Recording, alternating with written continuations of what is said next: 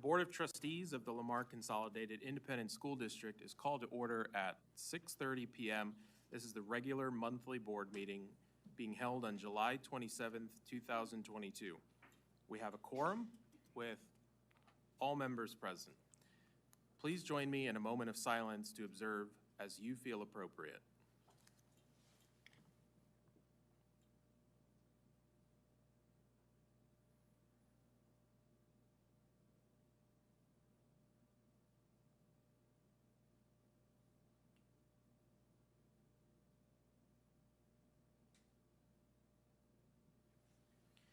Please stand and join me for the Pledge of Allegiance and the pledge to the Texas flag, led by Wessendorf Middle School 6th grader Wiley Jack Rose, Terry High School senior Noe Garcia, and George Ranch High School senior Brenna Bryan.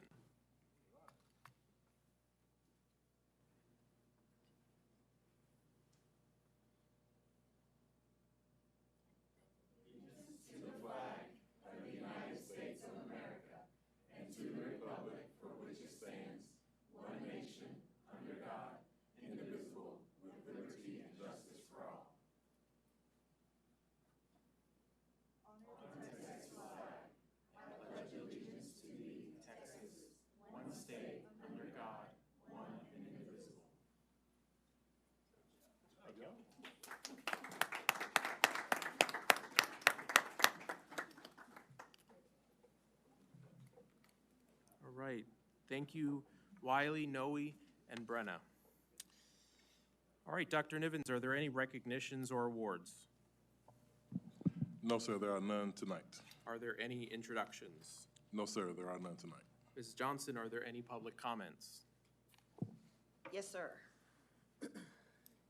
If you wish to address the board, you must fill out a card and submit it before the presiding officer calls the meeting to order. While speakers generally have 5 minutes to address the board, the presiding officer may establish an overall time limit for public comment and adjust the time allotted to each speaker when necessary to accommodate a large number of speakers. However, no speaker shall be given less than 1 minute. All of this is in compliance with HB 2840. Each speaker tonight will have 5 minutes. While the board values hearing from members of the public, trustees may not respond to comments as they are prohibited by law from discussing or deciding any subject that is not on the board's publicly noticed agenda. Speakers having complaints against individual district employees or trustees may only address the board after filing a complaint form and in the manner provided for in Board Policy DGBA, Employee Complaints, F&G, Student and Parent Complaints, GF, Public Complaints. The presiding officer or designee shall determine whether the speaker has filed a complaint according to policy. Any speakers who complain of an individual district employee or trustee during public comment will be directed by the presiding officer to stop addressing the board and will refer the speaker to the appropriate complaint policy. Please state your name when you come forward. Our first speaker is Mike Sherman.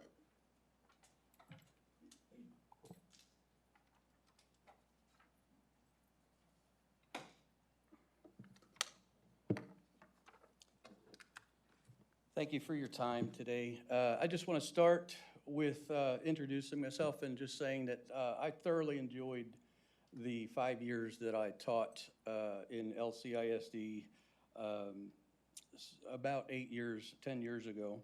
And there's the reason that I continue to teach is to try and recapture those very positive experiences that I had with students during that time.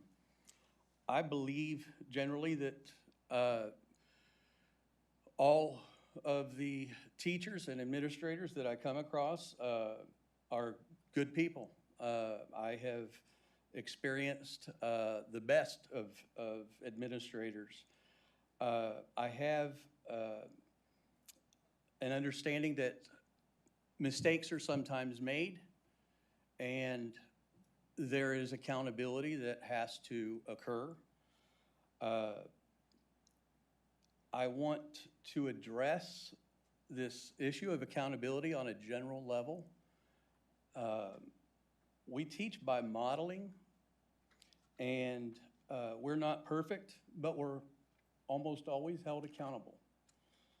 I have discussed accountability as an issue before. I have experienced being held accountable before. I have taken the high road in many circumstances. There are times, and you'll have to let me know if I'm violating your policy, that I believe that there was senior administration, unnamed, that took actions that affected me. And I brought that up to senior administration, and I believe I took the high road. I believe that that senior administrator possibly coerced or directed other administrators to take actions that harmed me.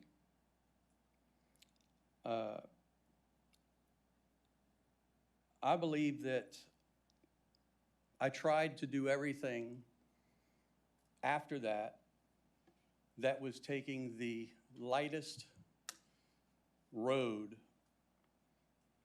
to be able to hold accountability and continue on with both my desire to continue teaching without making a big deal about it. I tried to do that.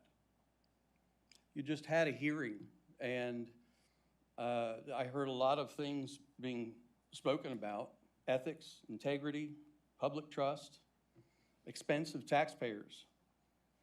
I am trying to ask the board to consider that there are issues of accountability that do not have to be addressed in the courts. There are issues and things that I don't want to have hearing offers, and Mr. Grover and Ms. Demler up here, and I certainly don't have that kind of expense. The district shouldn't take that kind of expense when it is not necessary. There are simple actions here. I believe that the primary driver of the actions taken against me personally is gone. I believe that that person is gone. There's no reason to continue to ask or demand that you take time with attorneys to address what you already have in your possession, which is the false claims and defamation that has occurred that has caused me harm. I'm asking that the board not put taxpayer money towards attorneys when this is something that can be simply handled without having to go through the court system. I believe that there is a perpetuating defamation because there are false references that still exist on my file, and I have the affidavits and the proof, and I respectfully ask you to consider that. Thank you, sir. Your time has expired.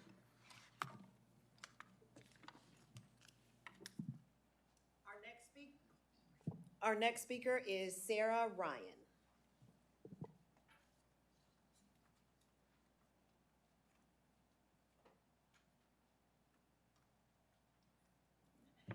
Good evening. My name is Sarah Ryan. I am the local president for Lamar Classroom Teachers Association. It's our local teachers union. We just wanted to come and express our thanks for everything you have been working on over the summer. We appreciated the safety summit that you attended this week and all of the things you've been working on for the bond. And we just wanted to get our next school year off on a good start, and we want to express that we want to continue to have a good working relationship with the board and with Dr. Nivens, and that we are just hoping for the best for this upcoming school year. And we just want to say thank you for all of your hard work this summer. So you guys have a good evening, and we appreciate everything you've done for us.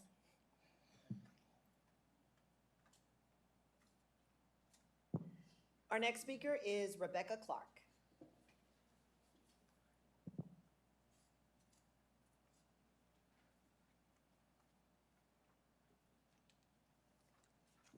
Good evening. Ooh, gosh, I never get this thing right. Good to see you guys. Hope you've had a good summer. I just want to talk a little bit about the policy that's being proposed, so I've written my comment. As you know, I was on the committee to create an LCISD EF local policy. We did what we could with very little time, and none of us really had the expertise, and it did fall what I consider to be short of something that will alleviate the problem. When TEA came out with a very well thought out and fairly robust policy, I was relieved because I knew ours was not those things and that the problems would remain with it in place. I urged the board to not consider TASB policy for several reasons, all of which I enumerated for the board at that time. First and foremost, TASB is a taxpayer-funded lobbyist group, which means at the end of the day, their concern is money. This is a problem. Further, when asked to help create a plan to deal with these sexually graphic books in schools, TASB refused and passed the buck, deferring to TEA and admitting that they do not create policy. Months later, when TEA produced a fairly robust policy that they didn't like, only then did they decide to counter with their own. Yet, as you should have seen when reading the proposed policy in preparation for this meeting, our district still has considered and essentially proposed the TASB policy, which is poorly defined and comprised of ambiguous language. And I don't feel like it's sufficient or really beneficial to our students. I don't think it changes the situation that much. So boundaries are put in place as protections for all involved. The fact that for going on about 9 months now, we've been debating just exactly how much vulgar and explicit content is acceptable for our children is beyond my comprehension, really. If a faculty member or student's speech is racially charged or racist in nature, only a small percentage of the time, but not predominantly so, I mean, is that okay? If we apply that rationale behind the policy being proposed tonight, and the mindset of some here tonight, the answer would be yes, that's okay. So when you paint with a broad brush in one area, just rest assured it's going to be applied in many. And it is well known that sexually charged and violent acts are conceived in the mind. That is where they reside until they are full grown and then birthed into action. What you feed grows, and what you starve withers away. And when you as board members and administrators allow our kids to feed on sexually explicit, sexually charged and violent content, then you're feeding the problem and causing it to grow. Equitable and equity are terms used repeatedly in the policy. This is not equitable, which is not the same as equal. It's not justice or fairness, but rather about equal outcomes. You cannot guarantee equity in this policy or equal outcomes because you don't get to determine outcomes. She's going to hand this out for me. I'd like you to look at the image I'm handing out to you. It's kind of small. I apologize. Hope you got some readers or a magnifying glass, maybe.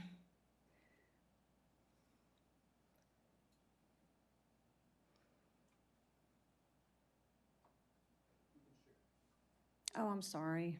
Okay. This picture was taken last week during a visit to Alcatraz, the once maximum security prison here in the U.S. I'm going to read the sign.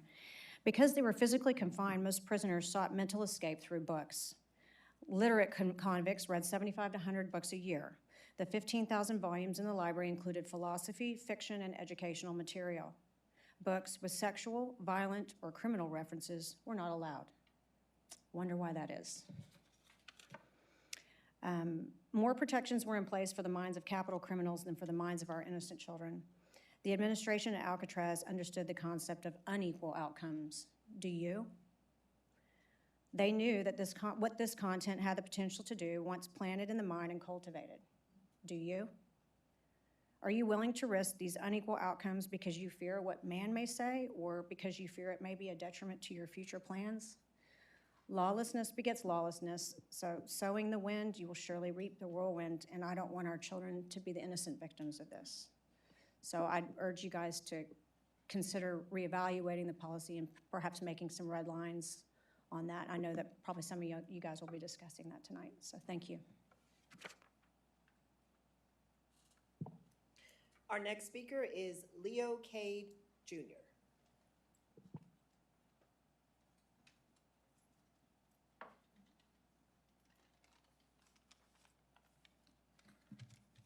My name is Leo Cagle Jr. I'd like to thank you for letting me here. My wife and I just moved to this great state. I was actually born here, so we moved back.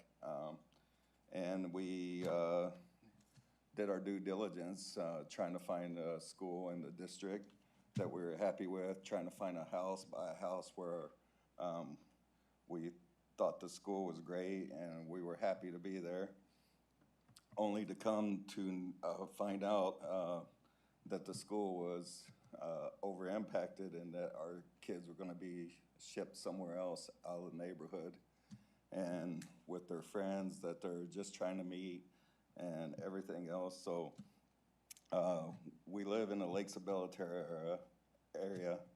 Our kids were scheduled to go to Hubenack, and now they're being forced to go to Huggins.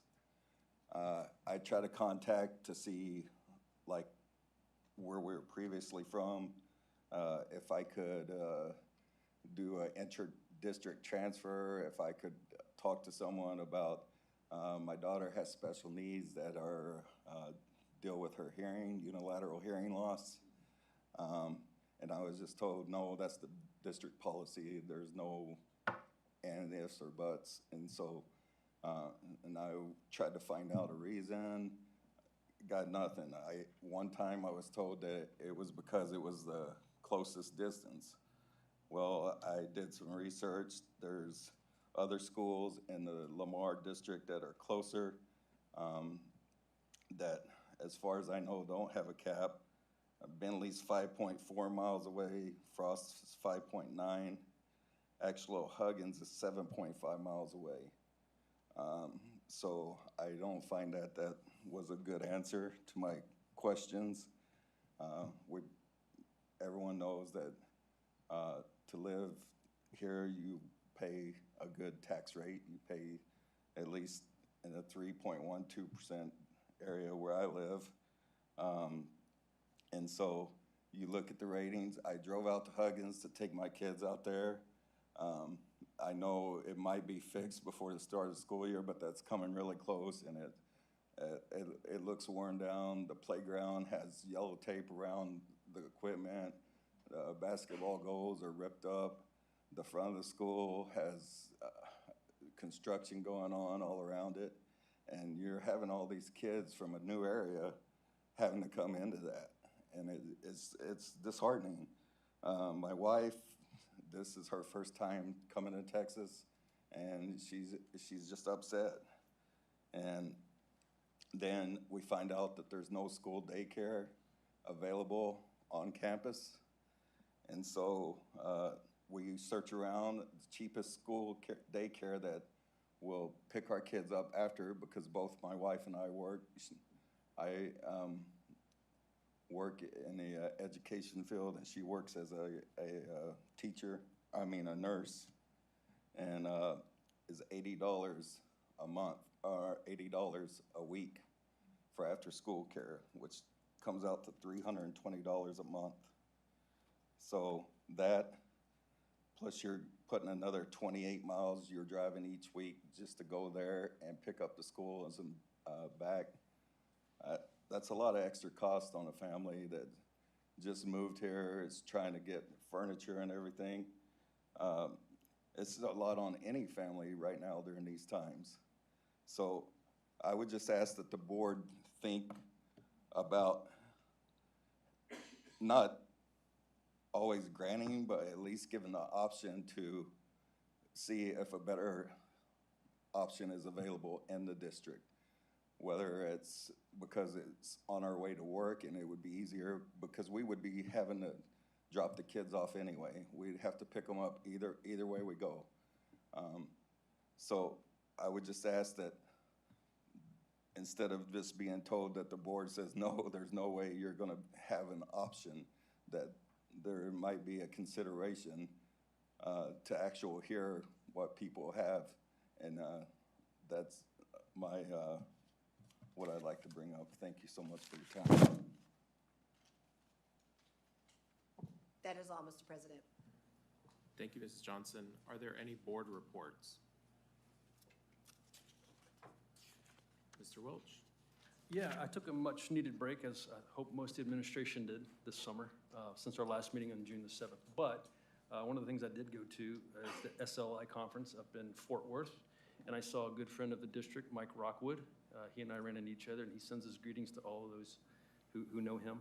And then yesterday, I was a part of what our district partnered with Stafford Municipal School District, and Dr. Nivick can speak to more of this if he'd like, that we had a conference on school safety at the Stafford Center, and it was conducted by the U.S. Secret Service, and they gave the administrators and anybody who wanted to attend a lot of good information about school safety. So those are two things that I've done recently.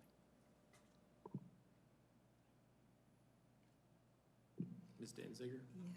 Yeah. Okay, yeah, a bunch of us went to SLI in San Antonio. It feels like 100 years ago we were there. But, we have also, I guess I forgot to tell people, but the Gulf Coast Area Association of School Board is District 4 and brings all our school boards together and provides training and information, and they asked me to be a director, so now I'm a director on that board, and we had our first meeting, and over the year, as we meet, I'll have some more information to bring back to this board about how we're gonna guide our ways through the areas of public education over this next few years and try to keep it on track. I did stop by Joe Klutz's farewell. Joe Klutz. And saw Rhonda and their son, Jeremy, who I taught in first grade. So I turned to her and I said, I was here, part of your life the first day you walked on to our district, and now I'm gonna tell you goodbye. And then the next day they went on a cruise, so they weren't so sad. I stopped by Smith Elementary. I didn't go to the first one, but our district have these Connect STEM activities for families that they did twice now, and I think they're gonna have some more of those activities at our August 13th block party.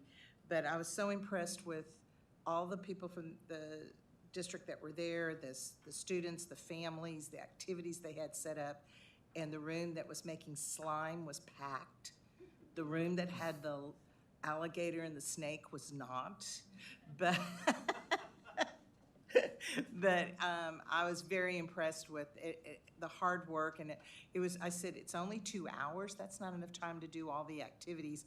And I want to shout out to Leaf, because they had a room with books that each child got a bag and could choose any 4 books they wanted. So every child that came to the event left with 4 new books. So that was wonderful.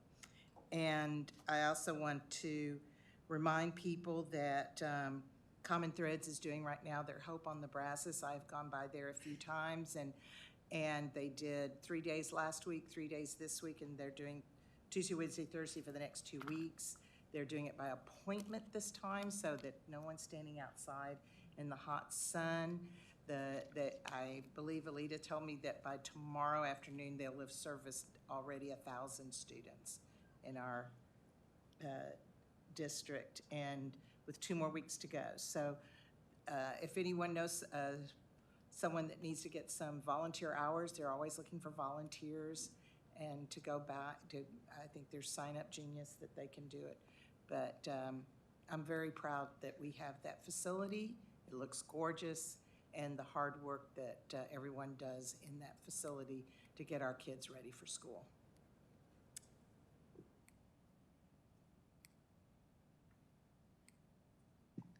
I was going to say what you were going to say with Hope on the Brazos, and I just was going to extend a thank you to Alita and her team for making sure that our students, their basic needs are being met, and they have new school shoes and haircuts and all that kind of stuff and school supplies. So thank you so much.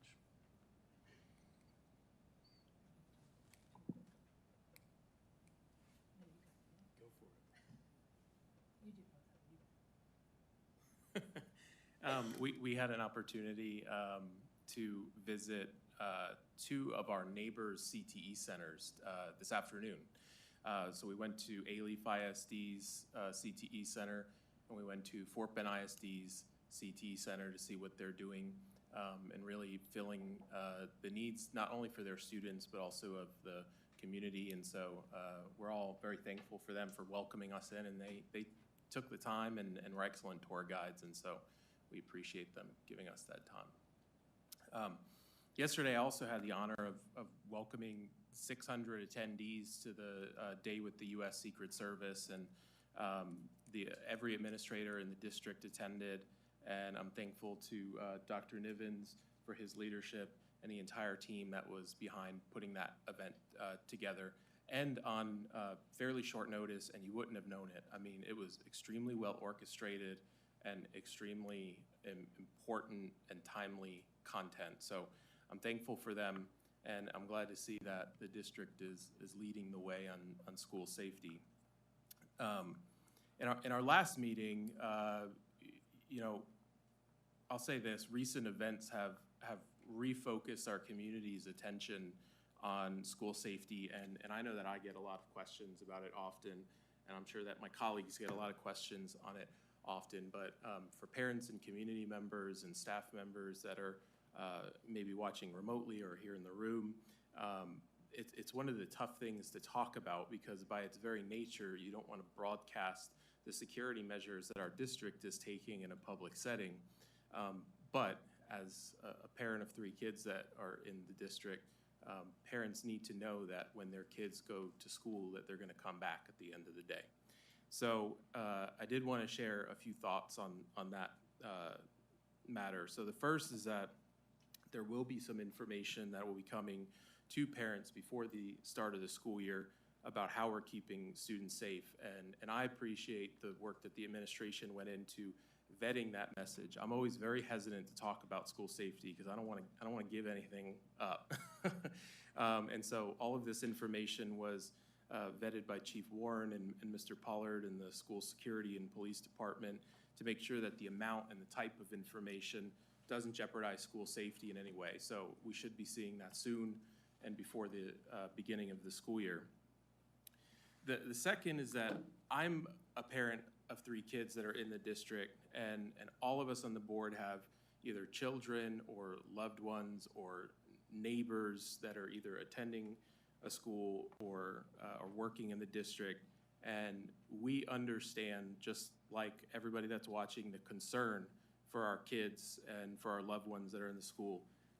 I also have the privilege, as do my colleagues up here, of seeing the behind-the-scenes work that our district is doing to ensure that our students and staff are safe. And I realize that those that are watching don't necessarily have that privilege, but I can tell you, as a parent representative on this board, that work is not being publicized, but that work is getting done, and that work is getting done well. And we have the people that are doing the work for the right reasons, and they're doing it extremely well, and I'm thankful to them for that. And then the last thought that I have is we just concluded the first year with our new LCISD police department, and particularly, you know, over these past few months, it's really drawn attention to you know, the work of law enforcement. For me, I'd like to publicly thank each of our law enforcement officers and our school resource officers for the work that they do every day. And if those who are watching don't know, our school resource officers really take pride in having specialized training above and beyond what a regular law enforcement officer might have. They know how to interact with our students, they know how to support our students and our staff, and they set a positive example for our students. They wake up every morning ready to work with our students, but also ready to run towards the danger should it present itself. And under Chief's leadership, we have a village of law enforcement officers outside of Lamar CISD protecting our students, from the sheriff's office, constables' offices, city police departments all across the district. So thank you to all of our officers and for all who support them for their support and their dutiful protection of our students and staff. All right, Dr. Nivens, is there a superintendent's report? Yes, sir, I'll be brief. First off, I appreciate the comments and vote of confidence from everyone, our trustees. And yes, sir, you're correct. The staff's working very hard, and I'm very proud of them for all their efforts. And so, you know, we've all taken time throughout the summer, and but none of us really had a chance to get away because if Dr. Masters is on vacation, I was at work, I was still texting her, and vice versa. And so I appreciate the team for answering calls and answering text messages, even though I said go get away, you know, but we still had some stuff to do, so I appreciate that. But right now we are in the middle of our administrative retreat.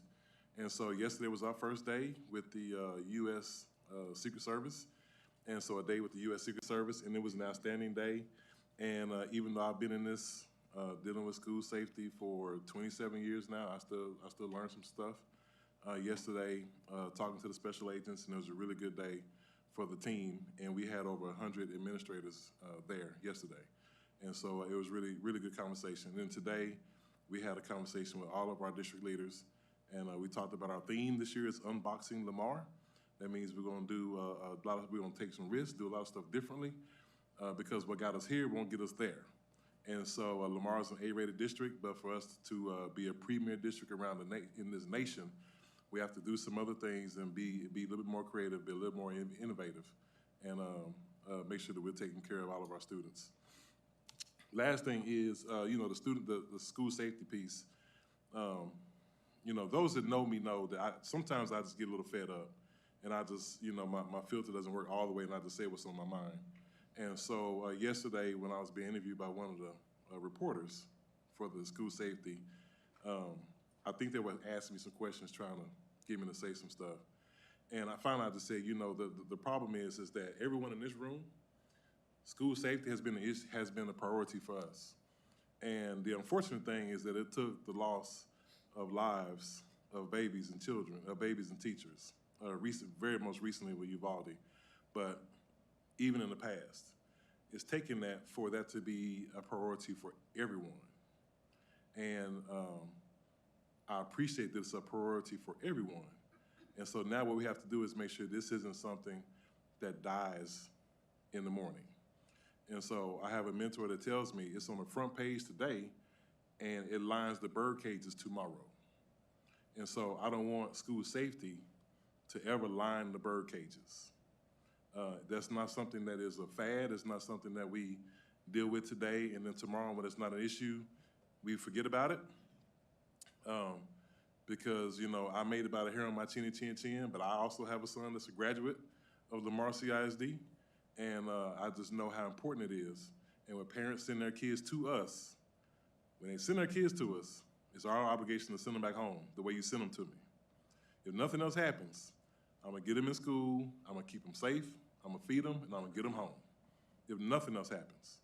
And so I really do appreciate the fact that this board asks questions, that our community is concerned, that our teachers and staff are concerned. I just wanna make sure that that concern doesn't die off. Let's make sure we keep it a focus, keep it the top of our priority, because as our staff and our students are on campus, there will be days I'm not on a campus, but there is someone on that campus that needs to make sure doors are locked, procedures are being followed, and that the culture is so to where everyone believes in what we're trying to do to make sure we take care of our students first, and then our teachers next, and then our administrators. And so that's something that has to stay on the forefront of our minds every single day. So let's not let school safety line the bird cages tomorrow. All right, thank you, Dr. Nivens. At this time, we'll take action on the consent agenda and current action items. We will pull item 9D. Are there any other items that the board would like to pull at this time?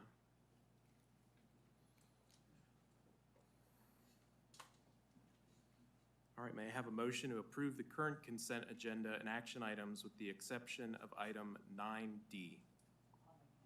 Ms. Danziger moves. I'll second. Mr. Hubenak seconds. Any discussion? Hearing none, I call for the vote. All those in favor, please say aye. Aye. Opposed, say no. The motion carries. All right, may I have a motion to approve action item 9D, considering approval of revisions for the library book selection and school mascot policies.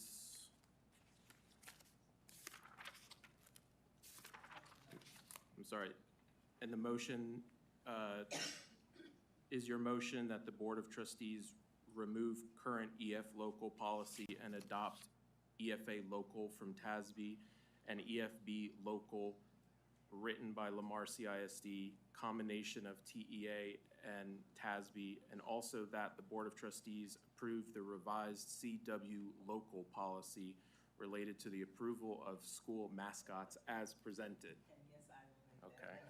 It's very well read. Is there a second?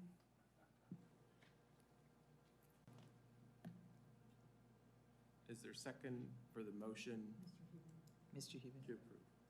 Mr. Hubenak seconds. All right, is there discussion? Yes, there's discussion. Mr. Welch? I have a couple questions about the proposed policy that I want to ask the administration, and then I want to have a discussion with my fellow board members. Dr. Jones, Mr. Welch. how are you? I'm very well, sir. How are you? Page 48 of the board book. This is on the proposed added policy of EFA local. If you look down at number 1, it says, "The board shall rely upon district professional staff to select and acquire instructional materials that," and then number 1 is several, it's a long sentences, but one of the pieces of that sentence is that aims and objectives of individual school. I guess I should read the whole thing. Enrich and support the curriculum consistent with general education goals of the state and district, the aims and objectives of individual schools. And that's what I'm wanting clarification on. Why would a particular school have a different objective than all the other schools? Could you give an example of something like that? So I might lean on Ms. Marchin on this, but we'll see do you want to just do this so I don't say anything wrong? That's the good look. So I'm gonna let her do. So EFA is specific to, I just want to highlight that EFA is instructional materials, which is the curriculum and items that are used in the classroom. So EFB is the library material, so that's why I'm asking Ms. Marchina. So a specific school might have a specific course that is unique to their school. So the most recent example that I can think of is the Kickstart program. So that school has a course. It is a course that we've adopted at the district level, but that campus is going to have instructional materials available on that campus that not all the campuses have access to. So that would be a specific aim for that campus, a specific school. So the Kickstart program would be one of the examples. So it Would be wouldn't be most English recent. is taught a certain way at a certain campus, but at a different campus for the same grade level, same material. That's not what we're talking about. Right, correct. So we have district curriculum that is adopted district-wide. So if you're talking about first grade ELA, our first grade ELA teachers follow the same district curriculum aligned with the TEKS, the state curriculum. Thank you. Yeah. If we could turn to page 51. This is the beginning of EFB local. And if you go down to, well, I want to ask you about the word equitable is what I want to ask you, and you could put some more tangible definition to it, because it's a very obscure word, I think, for a lot of people, myself included. I mean, I know what the definition is from the dictionary, but it says under the objectives, third paragraph down, in accordance with state and local standards, school libraries are essential, interactive, collaborative learning environments, ever evolving to provide equitable physical and virtual access to ideas, information, and learning tools for the entire school community. That word equitable appears there, and then next, why is that word there? What do you mean by that? Why not just eliminate it? I think the way I would read that is to provide equitable physical and virtual access to ideas, information, learning tools, is that we want to make sure that we're providing opportunities for all of our students to be able to access the valuable materials that they need access to, or that we want them to have access to. That a hard copy of a book, we want to make sure that that it's not a book that's only available to these 3 kids, perhaps. That that library books are part of independent inquiry, and so it's available on the shelf for our students to check out. That's kind of what I would interpret with that item. I think you can still get there without that word, is my point. And I think that word has become kind of a catchword for public education, and it's got a lot of, it means different things to different people, and I know it's kind of a buzzword. It's kind of become a buzzword. That's why I'm not too big on that word itself. That's really all the questions I have from the administration right now, so thank you. But I'd like to ask my fellow board members, excuse me. Mr. Welch, before we get into the discussion, we were having a hard time hearing you. Can you just pull your microphone closer? I can talk louder if I need to. I heard you fine. That is much better. Thank you. Don't encourage him. Right. All right. Ms. Williams? So question for you, between the TA, TASB, and our not bond committee, our library book committee, where did the words echo, these two uses of the words, what were those brought in from which three of those? I suspect this one, if I take a look here, the equitable reference there, the reference of equitable physical and virtual access to ideas would have come from the TASB documentation. The similar libraries for essential, safe, and inviting centers for teaching and learning that provides equitable access to emerging technologies. That is similar language to TEA, but I don't know that I'm going to say the word equitable was in the TEA document. I would need to look on there to see if that word was actually there, if we wanted to be specific to the word equitable. But that language was similar from TEA. So we don't have okay. So that was not, either one of those were not part of what because the library, if I'm correct, please help me, our library committee, book committee, was in consensus of what we had. Everybody was in consensus that they liked what they came up with, correct? Everybody on our committee was in consensus for the library procedures document that we shared. Okay. That was shared back in March of this is our selection procedures of how we get books for LCISD. Okay. From after the TEA and the TASB documents came out, brought the committee together again, and it was not consensus on all items. That you're seeing the majority perspectives of these. We liked these wordings. We didn't like these wordings, and so that's how the final document came together. So that's what that is. So did y'all specifically talk about these words in that committee? No, ma'am. I don't remember us specifically talking about equitable. But you said at least the first paragraph where equitable was in there, it came from TASB. Yes, ma'am. And we don't know about the second one? I don't know, ma'am. I would have to check on that.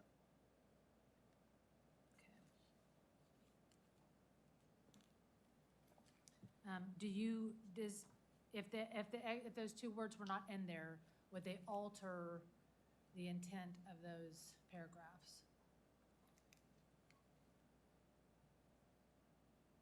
Or would it still have the same meaning and intent?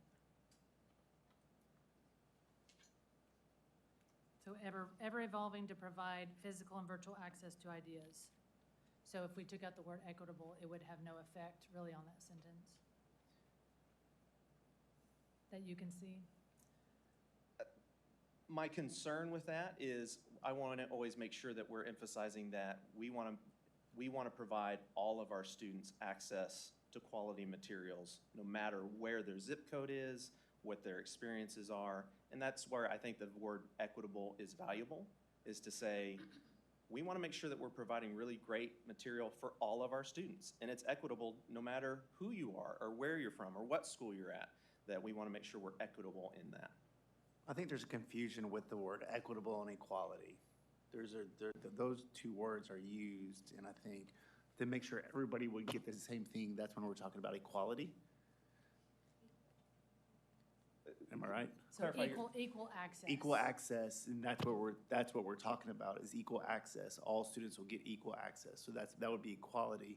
And the equity, excuse me, would be that, say, if it's, like, again, certain students will get what they need for this situation. That's what equity is. Of course, I don't think the word equitable Semantics, in in a there is sense. saying we will have this book on every single campus, because it doesn't make sense to be on every single Right. campus. It's not the right book for that campus. But it's saying we want to make sure that we're doing our due diligence, that in this school library, we want to provide quality materials for all of the kids on that campus, and we want that to be the expectation across all of our campuses. But that would still be in alignment with our own library book policy that the committee came up with. Yes, It ma'am. would not alter that in any way. No, ma'am. In the policy, in our procedure document, it emphasizes that the goal is to provide high-quality materials for all students and for our teachers if they need it. Well, high quality is different than what the library book committee went through, right? I'm saying the selection process and the criteria it has to go through to make sure that we don't repeat the same events that we had before So and circumstances. I think what you're asking is, our procedure document, does that meet the need of trying to make sure we're bringing in the good books into our libraries? Is that what you're asking, or?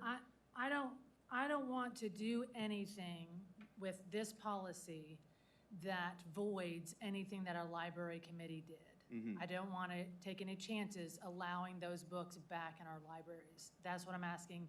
Does this avoid any part of that? No, ma'am, not by my interpretation, no, it does not. So could it be interpreted any other way than yours? So that's where my concern is with the equitable, is that's, subjective to whoever's reading this, and that's what I do want to avoid. So if equitable in this sentence doesn't take away the meaning in the paragraph, I would rather not see it if it leaves any subjection to different people's opinions. To address that side of it, I think that's where the value of the protection from inappropriate materials comes into play. That section of the policy that's recommended does specifically address these types of materials are not appropriate for our libraries. And it is very clearly outlined and addresses the penal code that's associated with that. And so that statement there, to me, would resolve that side of the discussion of, if it's meeting these requirements, that's not acceptable as a library item in LCISD. Okay. So I'm thinking, we're setting policy, and we're talking about this, and we're saying that this shall not contain any of these content. So if we're doing a shall and we're setting policy, the accountability piece, I think, would be a thing that we would need to somewhat address, that there will be accountability if we're setting policy and that policy is broken. Where are you looking? If I'm just looking at, what it talks about when it describes the harmful, this is on 51, then it goes over to 52. So it describes it, and then it says, no library material shall be used if it contains content that can meet the harmful material standard, and that standard is defined above. So, if we're setting policy, I just publicly want to say, if they were setting policy, there would be accountability to that policy.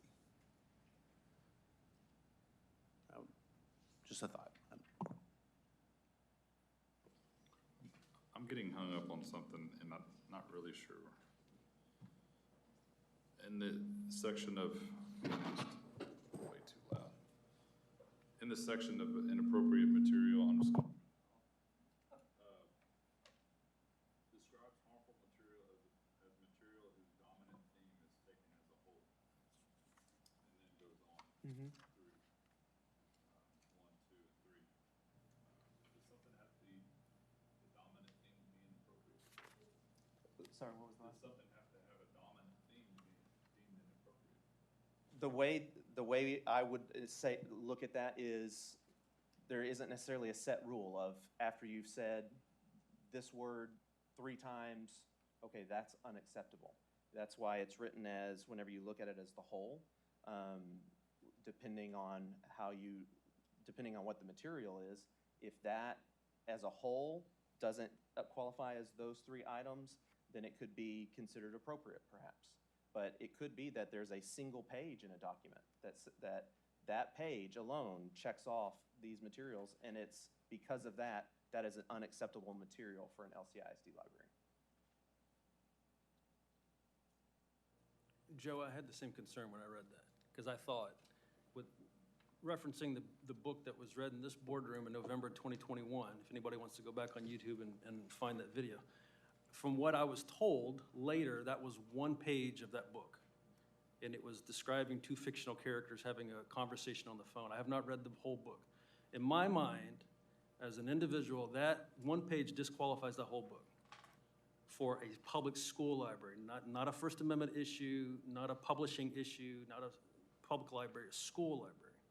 So I also was hung up on that whenever I read that, because I thought, well, that's not the dominant theme necessarily, but that kind of book should still be removed, in my opinion. But that, That was the bottom of page 51. but that, it says in addition to the criteria for selection listed in this policy, so that's on top of what our criteria is too, Yes, right? So that's in addition, so that covers, covers everything. right? So it's in addition, I see what you're saying, but it's in addition, right?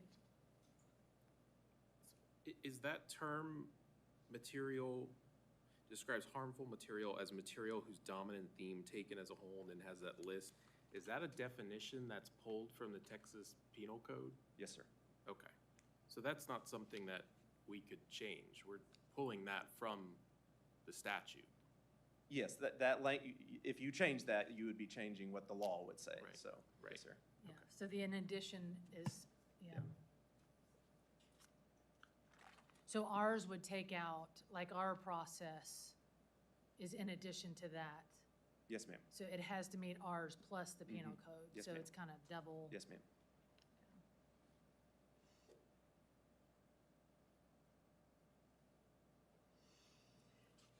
Since we met at a policy committee meeting, have you met again with your committee or met with the librarians about going forward? No, ma'am, I have not. Okay, because we did get, like you said, we created ours and then we came in and had two theirs. Do you feel comfortable with how it's blended together? I feel very comfortable with this. I think this is a quality policy, if you see it that way. That's y'all's vote, obviously, but I believe this sets in policy some very good standards of, here's some overview of how we would select a material in addition to the procedures we already have in place. That does not change our selection procedures, which is actually more stringent than some of the items that are listed here, which I think is a great policy, is a great procedure. So I see there's a lot of value there. So I see them supporting each other. This policy goes into the specifics of, it highlights that we want to partner with our parents, and we want them to be talking to us as whenever we consider these materials. And then the value is it adds the items about the challenge resources that obviously we need. We currently have that in our EF policy, but that outline is obviously important as well. And once we move forward with whatever we do adopt tonight, then you're prepared to meet with all the librarians to get them all on the same page? Yes, ma'am. We'll be seeing them on August 5th. Okay. I have one more question for you. So you said, so everybody was in consensus with the procedures? Yes, ma'am. But as far as the policy, what were their highlighted, like, that they were not in consensus about? It was, if in that packet that I provided y'all, you can go in and you can see where it was in these sections. You know, they might say that I felt this item should be in there. Yes, sir, in that binder. I'm saying for the public, if you can just summarize some of the highlights Let's see. without drilling down into. Sure. So items that, it came down to like language that was specifically liked or not liked, not necessarily topics per se. For example, protection from inappropriate material, the penal code that was in there. The group really liked TEA's wording there, and so that's why the TEA language was put into our policy recommendation, that the committee as a whole felt that was very valuable. Protection from inappropriate materials, most wanted to be on that to be in there, and I believe that language is in there, and that was from EFB TA as well. The idea of parents having a final role in deciding what types of books are appropriate for the students. That was found in both documents. The language might have been a little bit different, but that is a theme that was found in both of those materials. Looking at, can the parents contact campus library to specific books or genres they do not want their child to check out? That was a mix between TEA and TASB. It was one versus the other. I would have to look at what exactly the language was for one or the other, but in our document, it still reflects the idea of mom or dad can always call this campus and say, I would prefer my child not to check out this book, so and the librarian can support that and work with them on that. District shall establish means for parents or public to review holdings, including information about titles and how materials are assessed. The majority, 12, for the way TASB wrote that, one would prefer the way TEA referenced that. So the majority lightened toward TASB for that type of thing. The selection materials were largely, that section of the bulleted list of selection materials was heavily favored toward the ways TASB wrote it. And so that's why it was included inside of there. Just looking through for some highlights. One that the committee across the board said did not like, there was a selection criteria in the TASB document that said that we should mirror selections found in neighboring districts or libraries in the region, and everyone said no, because we're Lamar CISD, we're the best. So we felt that it needed to meet our specific needs. So those types of things were found throughout. Recommended age ranges for library materials, that was 13 no's on that one. That was in the TEA document.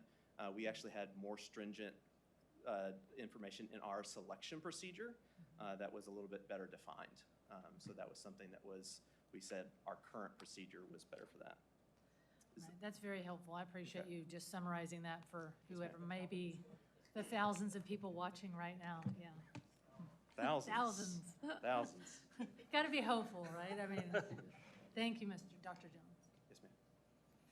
Are there any other questions for Dr. Jones or the administration?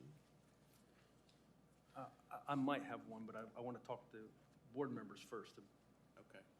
So Thank stand you, by, Dr. please. Jones. And we're ready for discussion. Mr. Welch. At the last meeting, I recommended that all the members of the board read the recommended TEA policy and the recommended TASB policy. And on your desk in the blue folder, I asked Ms. Johnson to print a Q&A that I sent to the administration about some of the things in the TEA policy that I really thought should go in our policy, and asked if they were included or some kind of similar language. Because I can read it myself, of course, but whenever you get down to it, you kind of get lost in, was this the one that we're deleting? Is this the one in the EFA? Is this in the EFB? And so they gave a Q&A, my questions, their answers, and I'd like to know your thoughts on adopting some of the TEA recommendations that the administration is not recommending that we adopt, and you can see some of it there. And I posted this on, I maintain, for personal reasons, a board page on Facebook for myself, and yesterday, about 24 hours ago, I posted this Q&A, and I let Dr. Nivens know when I sent him the questions that I would like the answers and I want to publicly post them. So it was no kind of, nothing to surprise there, but a lot of the things it does, like the TEA recommended, for instance, that the board shall be provided a list of new library materials at least 30 days prior to action. That's not found in either one. Another one, board action, the order of library materials in its entirety, including materials in question by individual board members, shall be presented to the board following a 30-day review period. Prior to voting, individual board members shall have the opportunity to present their rationale for desiring to exclude certain books. It goes on to do that kind of thing. So in other words, what I believe, from having read both, that the TEA version empowers the board to another degree that our previous policies have not, and to a degree that the recommended policy from the administration does not. In other words, I think it gives a little bit more power to the board, and we represent the people. And so that's why I'm recommending that we add these to the proposed policy. And if if there's a little confusion, maybe we want to study it some more, I don't see any harm to possibly tabling this and taking it up again in August. But I guess that would be the last possible date for it to be in effect for the new school year. And I understand the intent of the administration. No one, like Dr. Nivens has said many times, no one wants the vulgar material that was read in here and other school districts in the library. But I like to remind everybody, it got there. It got there on our shelves when no one was looking. And so I believe the TEA's recommendations here that I've highlighted will add another degree of protection that we can also take to the public before it's adopted and put in our libraries. That's the whole point from my perspective.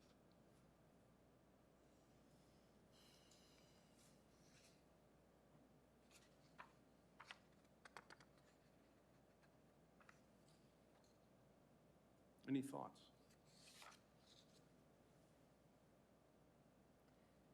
So, Mr. Welch, so you're saying like for number one, in the quotes, is what you're recommending that's added? The board will provide the final approval for all new materials added to the library? Yes, that is a straight quote from the TEA recommended policy. And so the board will provide final approval for all new materials added to the library. So that would be through, I would assume, through a process of them presenting that material to us at least 30 days before adopting. So with the TASB and with the board library book committee, none of them wanted these lines in there? Do you know? I don't know. What I do know is that the original committee met and gave us the report in March of 2022. TEA didn't come out with their recommendation until April of 2022. But they met again, he was just talking about. And then they re-met, and I'm not sure if they talked about these kind of specifics or not. Can you answer that, Dr. Jones? I believe that item is in there, that this is something we discussed with that committee.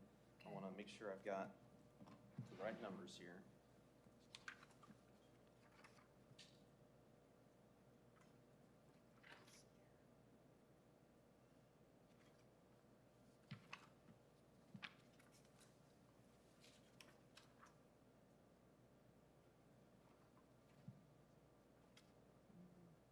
New books to LCISD approved by Board of Trustees was an item that was specifically voted by the committee. There was 1 vote for yes, they wanted that from the TEA document, and 12 votes for no, it not be included in the policy at all. Do you recollect how many people there were staff members as opposed to non-staff members voting? I believe it was probably 2 parents, I believe, that night, and the rest were staff members, variety of teachers, administrators, librarians. So I understand the vote was 12 to 1. So the majority said no. With that, the clarification or qualifying it, those 12 were all staff members and none of them were parents only. Is that correct? Yes, parents only, yes, but many were they are still parents. Sure, I understand. I don't want to take that away from I don't want to take that away because I know we have a lot of parents that work for the districts, but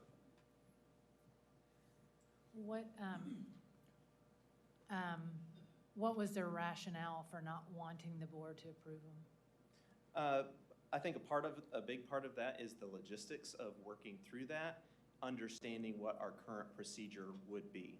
That we have a very stringent procedure for already selecting library books for LCISD, that we're walking it through lots of paces, and the people that are walking it through the paces have specialized training on how to select books and find books that are right for their libraries. And so we have this procedure that we are already following. If we were to implement this, it just it adds time and logistics to make those things happen, that it's preparing the lists, providing it to the board, you reviewing any changes, new quotes have to be made, and it just extends the timeline of getting books into the hands of our kids. We don't want any bad books to go into the hands of our kids by any means, but that's why we have a very stringent selection procedure in place already, so that those experts can review and make those recommendations already. Why do you think TEA recommended that? I do not know, ma'am. So it would add how much like time? Because I guess one thought that pops in my head is the teachers, the parents didn't go to the librarians when they were upset about this. They came to the board and we had to answer to it, for it. And we had, so I mean, I can see why this would be a valuable tool. I never want to add more work to anyone's plate. However, I would feel like they would already have to come up with a list, and there should already be one produced. So what would be the logistics of sending that to the board and having it approved? Like, why would it be such an extra step, I guess? So some of the logistics are they're receiving direct quotes from the vendor. We would have to clean that up to just be a list of books of the titles and the authors, collect all of that material to facilitate you all being able to review all of that information. Has to be submitted in time for our board policy, board book development so that it's all prepped and ready to go to be available to the board on time. So that's a little bit of prep work as well. But they're already gonna have to do that, right? After they go through the selection process? Already have to do what? Clarify that for me. Have a list of the books that they're gonna allow in the library. They would have the list of books from as far as this is the quote of books they want to purchase. Yes, they would have that already, but it's collecting it from all of the campuses, cleaning up that data so that we can provide it to you in a meaningful way so that you can review and share, or review however you need to. That I don't foresee us necessarily just printing out PDFs to provide to you. Vendors don't necessarily want all of their prices out there. And so. But it's not about the prices and that type of thing, because they shouldn't order them until they've already selected them anyways, right? And gone through the committee selection process? I mean, the process we've come up with? Absolutely, but that's part of, we have been provided a list of books that we're considering, and part of that is we have $2,000 that we can purchase, so here's the list of books that could meet that need based off of, I've talked to this vendor and said, I need more books in this section, these are the types of titles I'm looking for. Can we collaborate together to create a book list for us that the librarian then reviews to come up with a final list that in essence is a quote of these are the books that we would be interested in purchasing. I guess I'm missing something, because if we as a board approved the selection process in policy, it should already meet all the policy. It should be a no-brainer, honestly, right? So I guess I feel like, yes, ma'am. so I feel like it wouldn't be a huge extra step, but since we are the ones that answer to the parents and the constituents, I feel like I'm missing something why it would be such a hassle or, extra time. If they're already supposed to be going by this list, we've approved it, it should be, yes, it meets this needs. So I guess I just don't understand that piece of it. I think it's the logistics of gathering all of the materials to present to the board. That will take a little bit of time. It would just be an itemized list, right? Not like physical books and whatnot. I would think so, yes, ma'am. But they don't necessarily come in formats where all of the lists from different vendors don't necessarily come in the same format. So it'll be work to consolidate that to make sure, and the timeline to make sure we have it all done at the right time. Ms. Danziger. Okay, I have some things to say and I have some questions to ask. One of the things I think when we were listening to it in the policy meeting, that you want an extra 30 days. And then if that some books are taken off of there, then they have to go find some more books, and then it has to come back to us for another 30 days. So then you're not getting books into your library. And my question, one of the questions I do have, are there specific times of year that the librarians do make a list, or can they purchase books all year long? They do purchase books all year long, yes, ma'am. Okay, and I would assume, and correct me if I'm wrong, that over the summer, they audit all their library books. They see I know some get purged because of they're not relevant, and then teachers or students show that they have an interest and they find out what books are not in their library, so that's when they start looking at their vendor list. Am I correct in that? Yes, ma'am. Assumption. So I'll be very upfront and honest. I just feel like that's our board going across that line and telling the administration what to do. Well, how do you No, my turn. My turn. I didn't like it that much as a teacher when I worked for months deciding what reading book we were going to adopt, and then a board member said, I don't want them adopting that book. Well, I'm the one that has to teach it, and we've had the whole district, and then they doubled adopted. But, you know, when I'm not a master's degree in library science, like all the librarians are, correct? Yes, ma'am. And we've put in place that if a book gets into our library, parents can now, and there should be trained, if you don't, this is the process, which I don't think any parents knew we had a process that if a book doesn't belong or you feel is got an issue, they can bring it, or a student can bring it, or even a teacher can bring it. And, you know, being very honest, I talked to some of the librarians about the books that were pulled, and they said a lot of them were new librarians. They didn't even know those books were in there, and a lot of them had never been checked out because they can tell when those are checked out. But that's not here nor there. That's not the problem that we're looking at tonight.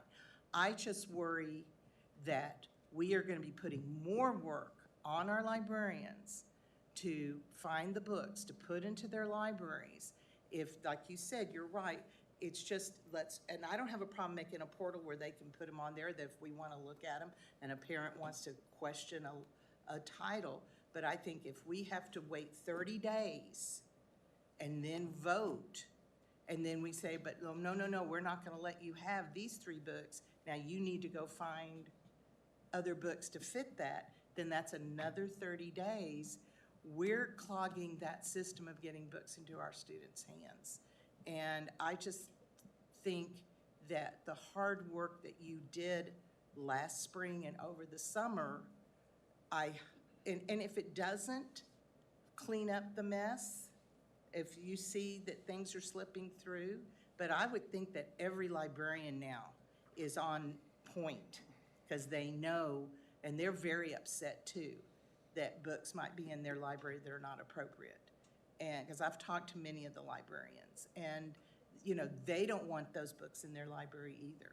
So I don't know, as a board, do we trust our librarians to do the right thing? Yes, we had a problem last year, but we weren't the only district that had it. And our administration immediately said, we will deal with this, and they did. And we got the committee together, and we've been working very hard to get to where we need to today. So that's all I have to say, but I thank our librarians because I just know how hard they work. While we're on the subject, our librarians work hard, as all do our staff. TASB, Texas Association of School Boards, has a way of trying to get board members to go along with the administration all the time. They really emphasize the team of 8 concept and idea. It's not a bad idea in and of itself, but it's not necessarily always the best idea. TEA, I don't necessarily agree with everything TEA says or does either, but TEA, to juxtapose what you've just said, Kay, is recommending the exact opposite of what you just said. So you are taking the TASB perspective, and I'm trying to take the TEA perspective on this issue. So this has nothing to do with the qualifications or the lack of professional ability of our librarians. This has to do with a problem with the system. There's such a volume of materials. And so if the argument is we're going to delay this 30 days, there's not going to be enough books in the library, we're not going to remove that many books from the library. These are 30-day delays potentially for books and materials that are going to be in the library for 20 years. And it's not as though we're going to like empty the shelves and, oh my gosh, we got a 30-day delay now. There's not going to be any material for the kids to go and check out and study. We're talking about a simple, another check in the system. And this is not anything, a personal insult by any means, or professionally against the librarians of our district. There's nothing about that. It's about a problem that is there, that's come to light throughout the state, and we're trying to put some extra protections for Lamar CISD. That's how I look at it. Any other discussion? Are we just talking about the first one or all of this? All of it, including mascots too. You can talk about mascots if you'd like, yeah. Mascots in there too. I think we're, well, so, Wait, Dr. Jones, I thought we were talking about mascots. you were hoping. So here's, after reading through your proposals, or TAs, I guess, brought by you. For example, number 2 on Mr. Welch's printout, it says, to ensure parental engagement, the district shall make this selection process of library materials readily available for parental review with a list of all library materials posted online on the district's website. I think we even talked about that prior to this meeting. So I am a proponent of that. I think that if we're not going to go the way of having the board vote on these, if this is on there and it gets to our library and it doesn't meet our criteria, who will be held accountable? If they didn't follow our procedure, Where would the consequences lie? Because if we're not voting on it as a board and we give full authority to the librarians, if they put something in our library and the constituents are upset and they come to us, we say, somebody will be held responsible because it was in our policy and they knew our policy. So it'll be on the librarians? Ultimately, it'd be me, because I'm the only employee that the board has. Okay. And so it's my responsibility by law to make sure that all board policies are followed. Okay. And so if that happens, and it does happen, and it happens frequently, happens every day, then it's my responsibility to ensure that board policy is being followed and that we hold the appropriate staff accountable. But at the end of the day, the board holds the superintendent accountable because I'm the only employee that you have. Okay. Thank you. Mr. Jones, Dr. Jones, we got to keep doing that. I know. Do you see those lists, or do they have to run those lists by you, or do they get your input at all, the librarians? no, ma'am, not at this time. I do not review library lists at this time, no, ma'am. But yet, you'd be part of that, oh dear, if things didn't do right, correct? Because that means you would not have trained your librarians to where they were doing and following what Yes, you ma'am, I needed. assume Dr. Nivens would be talking.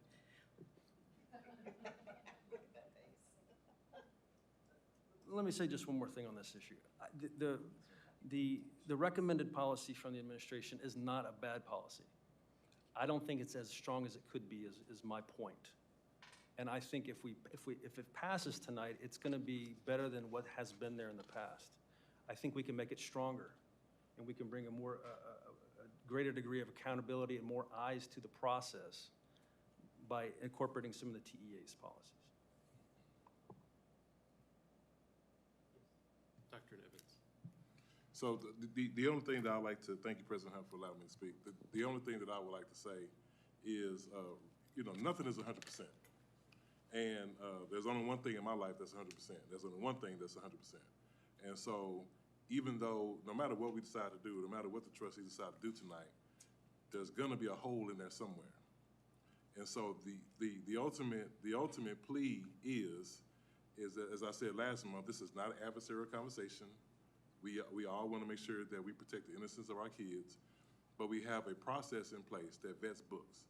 So even if we say we'll give the trustees every single book we have in the library one time a year, a book will slip through because we have 500,000 books in our library. So I don't know if anyone is gonna go through thousands, tens of thousands of titles. I don't know anyone's gonna do that. So when that one book is found, right, we have a process in place. And so all I ask is that we partner with librarians, parents, students, that when that book is found, we say something so we can put it through the process. Because no matter what happens tonight, I don't want us to leave thinking, done deal, 100%. Because that's not realistic. And I definitely don't want to put unrealistic expectations on the librarians tonight where they have more additional stress. And so I'm in favor, and whatever the trustees want to do tonight, it doesn't matter. We will make it work. But I just want to make sure that I go on the record and say it won't be 100%, but we do have a process in place, and we will put the books through the process. That was 100% consensus the first time we did it. I ask that if when a book is found, that you just say something and it's not adversarial. It's not like, see, we told you, we knew y'all couldn't do it. It's a partnership. It's a partnership. We all want to make sure we protect the innocence of our kids. It's a partnership. Dr. Jones, on the section that Ms. Williams was just reading from, it says to support transparency and access for the school community, and this is in a provision that's in the administration's proposal.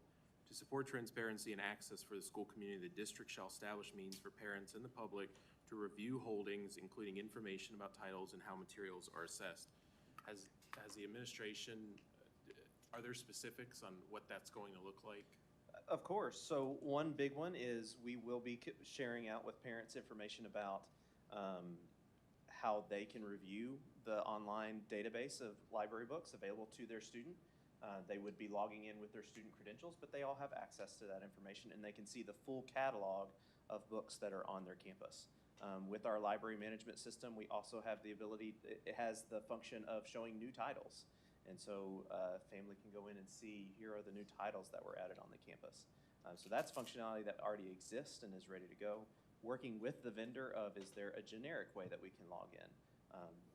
Still trying to figure that part out of what can happen there. But parents right now have full access to be able to view library books on their campuses. Just on their campuses or district-wide? Campuses where their students attend. Okay. If you're not a parent, though, how can we see that? Because I think that's important as well. And that's the part where I'm working with the vendor to figure out what that part is so that we can access it more broadly. So can we go with this, that we'd like to put it on our LCISD website? We could export, we could export a PDF document that is every book in our collection if that's what we prefer. I think the trouble with that is the moment you export that list, the next day it might be out of date. And so I'm reticent to say, oh, this is the list. We'd have to be very purposeful to say list as of, and with a date on there with some sort of system of regular updates.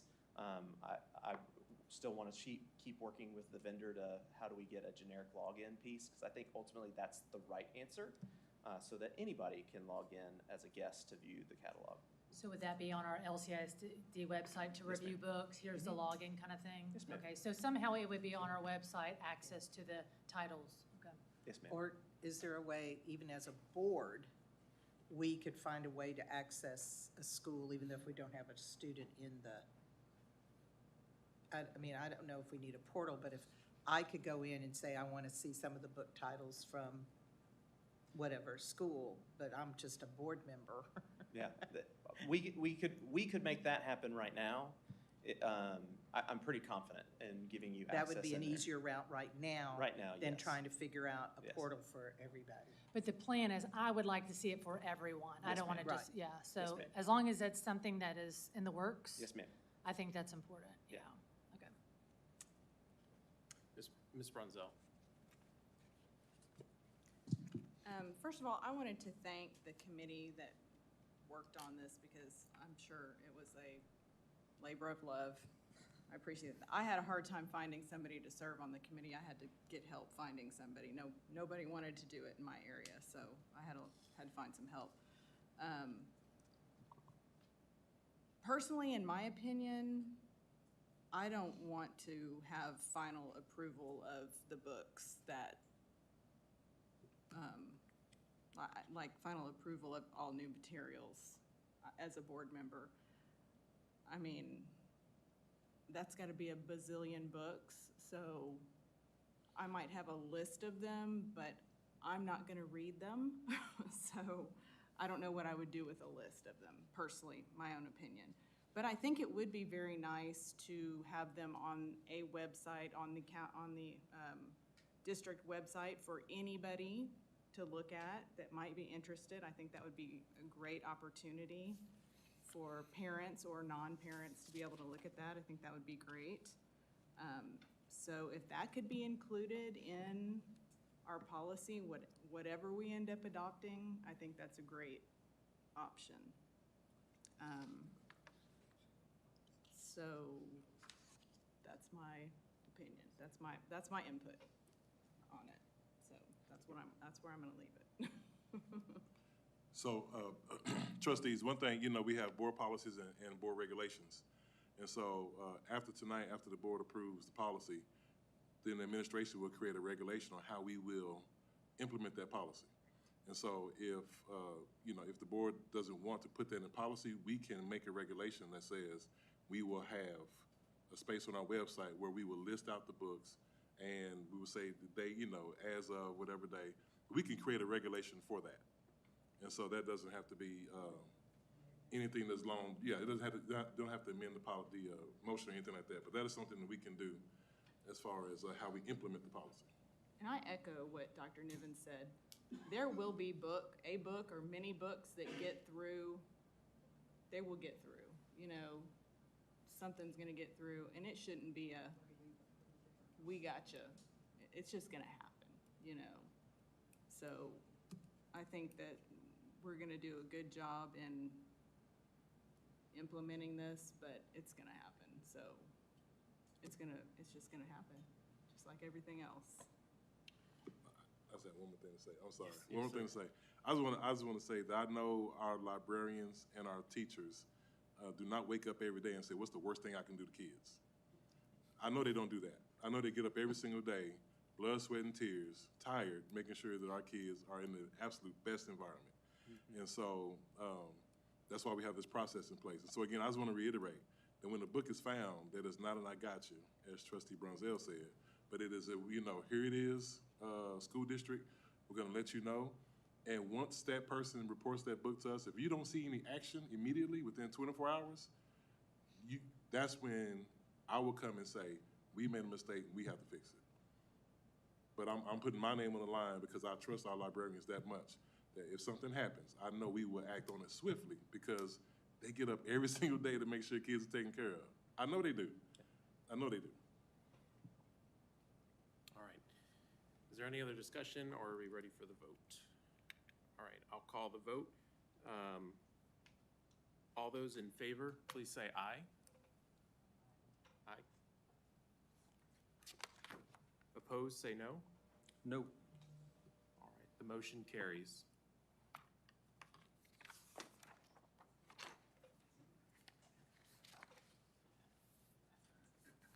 We will, yeah, mascots, don't worry, mascots were part of that. Yeah, if anybody in the public is worried about that, it's in there. All right, we'll now have reports and presentations on the information items. All right, trustees, first we'll have Chief Warren come up, and we're gonna talk about our safety and security audit that we are going to conduct. And so again, as we all say, it'll be a very high-level conversation to make sure that we are confidential with our information. So, Chief. Thank you, Board of Trustees, Dr. Nivens, and thank y'all for those kind words of support that you gave to our officers, both police officers and our security officers that are hardworking every day. Our safety and security audits are required by the Texas, here we go. School district safety and security audits are required by the Texas Education Code, Section 37108. And audits are have to be conducted while students are on the campus and must follow the standards that are set by the Texas School Safety Center. These audits are required to be conducted and reported every 3 years. Now, internally, we conduct audits all the time. We do those on a daily basis, weekly and monthly basis, and annual basis. And so some of the daily audits that we conduct is we do perimeter physical security checks. We do exterior door inspections to make sure those doors are secured. We examine the function of all the cameras that are on those campuses. We check portable classrooms to make sure those are secure. And we also check to make sure that proper use of identification is being done conducted by staff, students, and visitors. Some of our weekly and monthly audits that we conduct, of course, there's our drill compliance. Our campuses have maintained 100% drill requirement compliance over the last several years. We are upping those requirements in this future year. In addition to that, we conduct interior door functions, make sure the classroom doors are functioning properly, make sure all the mechanical rooms are secured. We make sure that those evacuation and shelter maps are properly posted and in place. And we test the life safety systems. Now, life safety systems would be our fire intrusion alarm systems. And annually, we review our emergency operation plans, our reunification plans. Annually, we go through active threat training, which is the active shooter training, both for police officers and also for staff. And we also do a review of our visitor protocols. Now, our external audit that we're talking about is conducted by the Center for Safe and Secure Schools, which is a division of the Harris County Department of Education. They will audit 50 LCISD facilities, including all campuses and special sites. Those 50 sites will actually undergo 4 different types of assessments. First one is a breach assessment. They will be looking for obvious points of entry into the facility. In other words, any doors that are unable to be secured or unlocked. Next, they will do another exterior assessment, which includes examination of any fencing, gates. They'll check for portable security.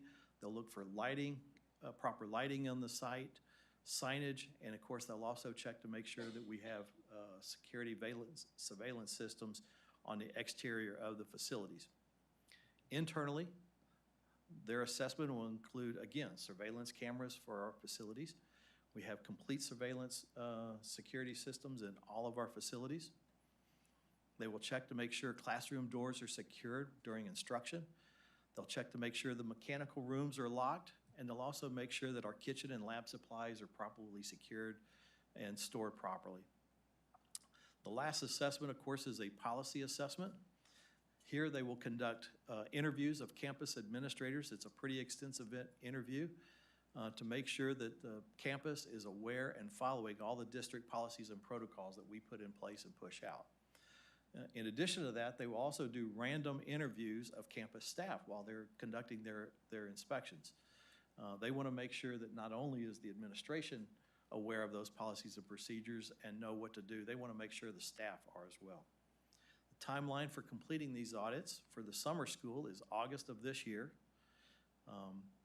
The elementary campuses will then be the next group of campuses that will be audited. Those should be completed by November of this year. Secondary campuses in February of 2023. And then the final report will be sent to us on March of 2023. Now, at the completion of each one of these campuses, within 5 to 7 days after the inspection of each of these campuses, myself and our safety and security coordinator, David Pollard, will receive a summary report. That summary report for each of those facilities will include a listing of findings, recommendations, and accommodations. We'll get those right away so that if there's anything that needs immediate correction, we can immediately start taking action to implement any corrective action. The final report, of course, will be used to develop an overall correction plan to correct any identified deficiencies. And of course, the final report will also be submitted to the state through the Texas School Safety Center. That report is due, as I said at the beginning, every 3 years, and the next due date is September 15th of 2023. Chief, if you go back to that first slide for a second. And trustees, Yes, what sir. we're gonna do, I'm sorry, the second slide. What we'll do, where it says audit timeline, as soon as we receive the reports, we will debrief the board in closed session on what those reports talk about. Yes, sir. Last thing I'd like to do is go ahead and while I'm up here, is kind of go over all the current safety and security practices that we have in place, kind of go over some of the highlights of those. I already mentioned to y'all in the past, active shooter training. We conduct active shooter training annually with all of our police officers. We conduct it not only in-house, but we also exercise with all the surrounding agencies as well, so that everybody understands the plans and what our response capabilities are. We conduct reviews and training on our reunification plans. We do social media screening. As you heard the other day, with the Secret Service for those of us that were there. Social media is usually a point that people that are making threats usually post that on social media. We screen between 15 and 20,000 posts a week looking for threats to any of our sites or any of our employees. We have locked or controlled access, exterior doors. We have a single point of entry at all of our campuses for visitors. And we have security vestibules at those entry points. We conduct visitor screening and a visitor registry so that we know exactly who's on all those campuses at any given time. We have classroom intruder locks that we require to be locked during instructional periods so that our kids are safe when they're on their campus. We have video surveillance that covers the exterior of the facility as well as the interior of the facility. Again, we have law enforcement personnel assigned to all the secondary campuses, and every elementary campus has officers assigned to them as well. We have security personnel that are assigned to the secondary campuses and some of the elementary campuses. We have pretty extensive drill requirements that we are raising this year. And of course, I also mentioned our random canine inspections. Y'all all met Rambo, or one of our newest officers. Rambo is actually back in training for the next couple of weeks. We are training him in weapons detection. So by the time the kids get back on school, not only will we be able to use him for narcotics detection, we'll also be using him for weapons and gunpowder detection. And of course, the last thing is our behavioral threat assessment teams that we have available at each campus. With that, I'll entertain any questions, and as you mentioned, any detailed questions we'd like to have in closed session.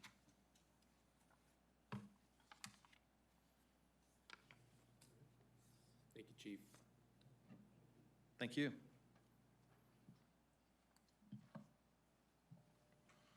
All right, next trustees, we have Dr. Mosich, who will present our preliminary STAR and EOC data. Good evening, Mr. President, Dr. Nivens, members of the board.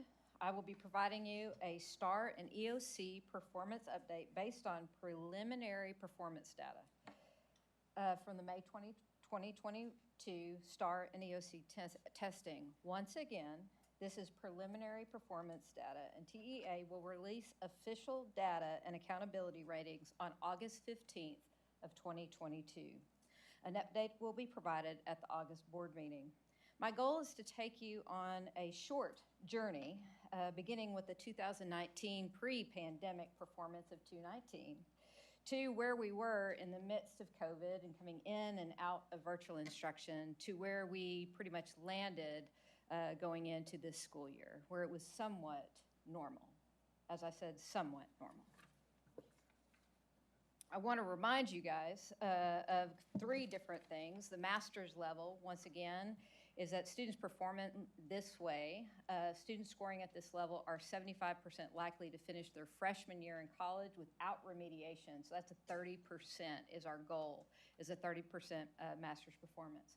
At MEET's grade level, they are 60% likely to finish their freshman year of college without remediation. And then at the approaches level, these students are scoring at a level are not likely to finish their freshman year of college without remediation, but it is the minimum passing standard for STAR. So again, approaches, MEETs, and then masters.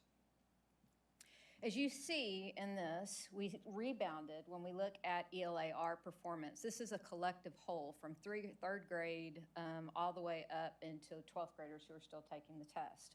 So you take a look at this, it goes down, and then it's taking a jump back up. And so we're very proud of that performance moving forward. Still have some work to do if you look at 90, 60, 30. If you look at math, math was the one that we got hit the hardest on. And we do believe there was a significant impact due to virtual instruction. Particularly, math is best taught with manipulatives and group work and such, particularly for conceptualized concepts. And so we really, you look at double-digit losses when we look if we were scored last year. So it went, so we are climbing back up. We are not where we were at 2019, but we are at least moving in the right direction. A lot of this we can see from our 7th grade math performance, which will be provided going into hopefully the next board meeting in August.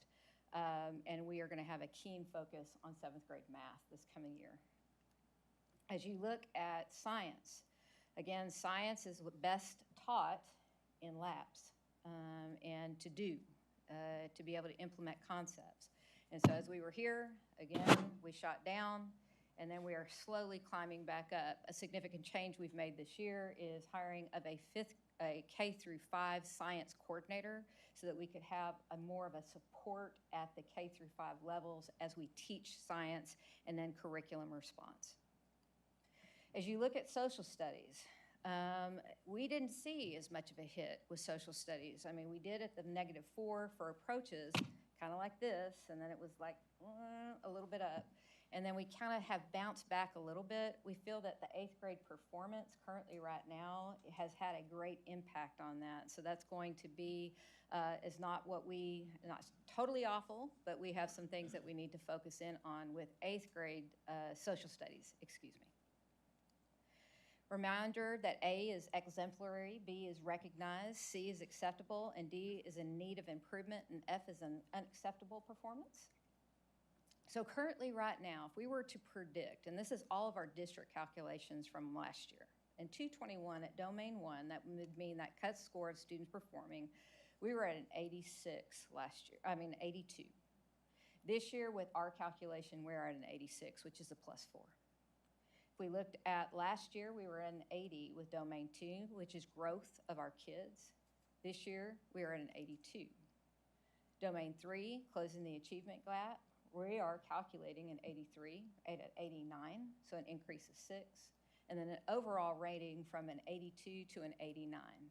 Now, fresh off the press, we have gotten new information also from Brian Moore that is saying currently right now some of the data sets that he's run is that we could land between 89 and 91, so we could maintain our A. So we are patiently waiting for August 15th, 2022. I will say that with the projected data, what you have is an increase of A's, an increase of B's coming back to center where we were. You have also a decrease in C's. But you also have the elimination of D's and F's, and we are celebrating that. So let's do some outstanding performance celebrations. Arredondo Elementary, if we predicted it at a C, now an A in our predictions. Meyer Elementary was at an F, and we predicted it. Now we're predicting a B. Travis Elementary, an F, predicting to be a B. Velasquez, a D, predicting to be a B. Lamar Junior High, Wessendorf, because they're connected together in performance ratings, a D was what we calculated, and now we are predicting a B. So way to go, campuses, and those are just a small number. These are really exceptional. We had a number of campuses that have moved up a letter grade, and we will be celebrating them when those results come back. You can see the comparisons across the state, or not state, well, you can see the state average and the region average. You can see that we are top of some of the surrounding districts in Algebra 1 in the areas of approaches, meets, and masters. Specifically, if you take a look very carefully, you can see we're actually third, not that we're rating, in approaches, and second in meets, and then second in masters. For the sake of time, I'm not going to go through each one of those, but what you will see is that we are for the most part, we are very competitive academically in our surrounding area, and especially from region and the state. And as Dr. Niven said, our goal is to be the best school district in the nation, Regional comparisons for English 1, again, at the top of the leaderboard. We're very, again, grateful for our teachers and the work that they have done this year, as well as our administrators. If we look at English 2, we are still kind of at the top and really competitive academically with some of the surrounding districts that are named. For biology, also, if you look at biology on approaches, we're about 4 because we are tied with Conroe, but we do put it in alphabetical order. And then third, but anyway, and then you can see where we are on master's performance, and this is within biology. Then we have U.S. history. This is the one in the area that we're not as competitive. And as we look at, as I mentioned earlier, 8th grade, not 8th grade, but U.S. history, excuse me, We are looking at our dual credit and our AP performance to see that how are we preparing those kids who are really going through somewhat different curriculums for the exam to sit for the test. And so we're going to be comparing that to determine additional supports for our students. We have hired a new social studies coordinator, and so we're very excited about that. Final accountability ratings will be provided to the public on August 15th of 2022, and an update will be presented at the August board meeting. Do you have any questions?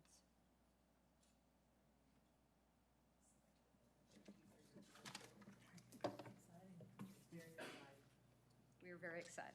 Yeah, it's really, really, really great results. Thank you. So I have one thing, I promise I'm gonna be quiet after this. But we talked to I talked to the administrators today, and you know, we all know COVID was a headache for everybody, to put it mildly. And I really wanted the team to celebrate themselves, because you know, educators and people the people that are high performing, they're always ready for the next step, and we really don't take time to celebrate. And I really wanted them to celebrate themselves because, you know, during the pandemic they worked hard, and hope on the other side of it, I'm just gonna speak it, on the other side of the pandemic, you know, at worst case we're 89, and in 2019 we were at 90. I mean, to drop 1 point on the other side of a pandemic and go through all the stuff and all the drama, all the noise that they went through, just shows the resiliency of our kids, the resiliency of our teachers, the resiliency of our administrators, but also our child nutrition staff, our custodial staff, our bond office staff, everyone that supports the campus. And so I just wanted to publicly say, we have some teachers in the back of the room, and I think we have some somewhere else. I mean, you guys killed it. You guys did a great job. Just think, you guys killed it. So let's please.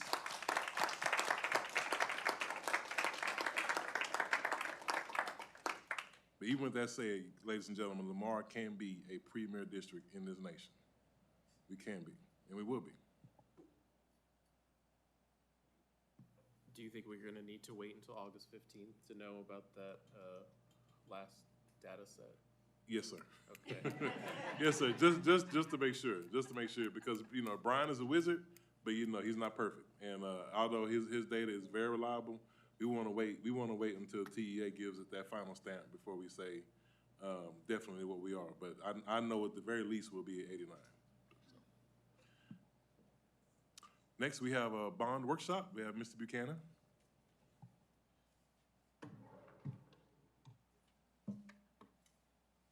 Good evening, Board of Trustees and Dr. Nivens. Tonight, we want to bring forth an update that we have. So since our last board meeting, we had the Bond Citizens Committee met. We met twice. We met July the 12th and July the 14th. We had 57 members sign up to serve on that committee, and 45 attended the meetings. We purposely put all the attendees on these slides so we could publicly just thank them. I mean, it was at least 2.5 hours each night for input and discussion as we went through these. It was extremely valuable. It framed a lot of our conversation, and we have great data sets that they provided for us that we're about to show you.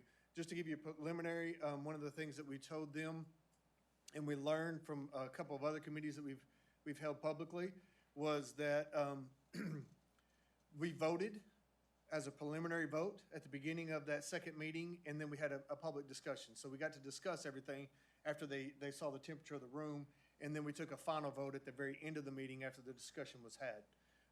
Some parameters that we have given is that this new bond will have no increase above our current tax rate of $1.242.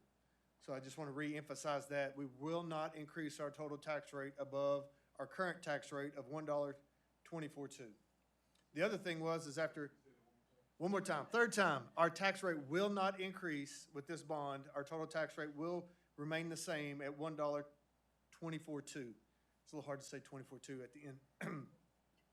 The other thing is maintaining that current tax rate, it gives us a bonding capacity with our growth pattern that we have now, historical trends of $1 billion, but it will have to be over a 5-year period. Again, that period may go short or long depending on our growth. If we grow faster, it could shrink that. And then the Bond Citizen Committee, they ranked the proposals that we've already discussed with the board. So based on that information, this was a yay or nay. So they either voted yes, they would like to see it as part of this based on those parameters, or no, they wouldn't. The top two, which was almost unanimous, was updates of LED lighting and turf to Traylor Stadium, and our technology devices, which are our iPads, desktops, and laptops, our computer refresh that we have throughout the district. Then our second item that came in was our second stadium land and second stadium itself. And then there was a clear delineation, and that's the blue line. You could see it went from 86.5 to 73%.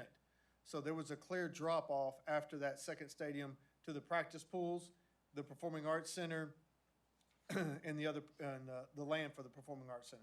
So that was the information that we got back from our Bond Citizen Committee. So based on that and the input that we've received from our other workshops, we have a worksheet that we've put together with a preliminary amount. You have it in front of you now.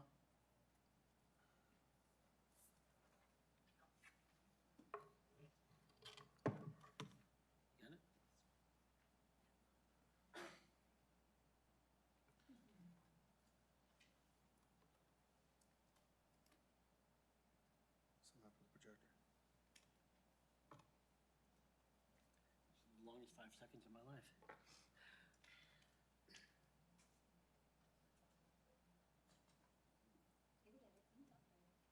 So the preliminary budget that we have and we put together is $600.8 million.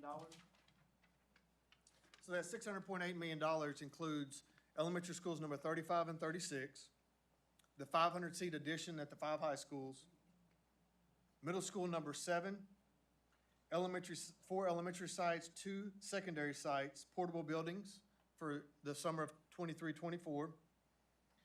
It also has priority ones. It has only Group A. So those are ADA and life safety issues. I would also like to publicly announce that $43.2 million for Group A includes $17 million worth of safety and security upgrades.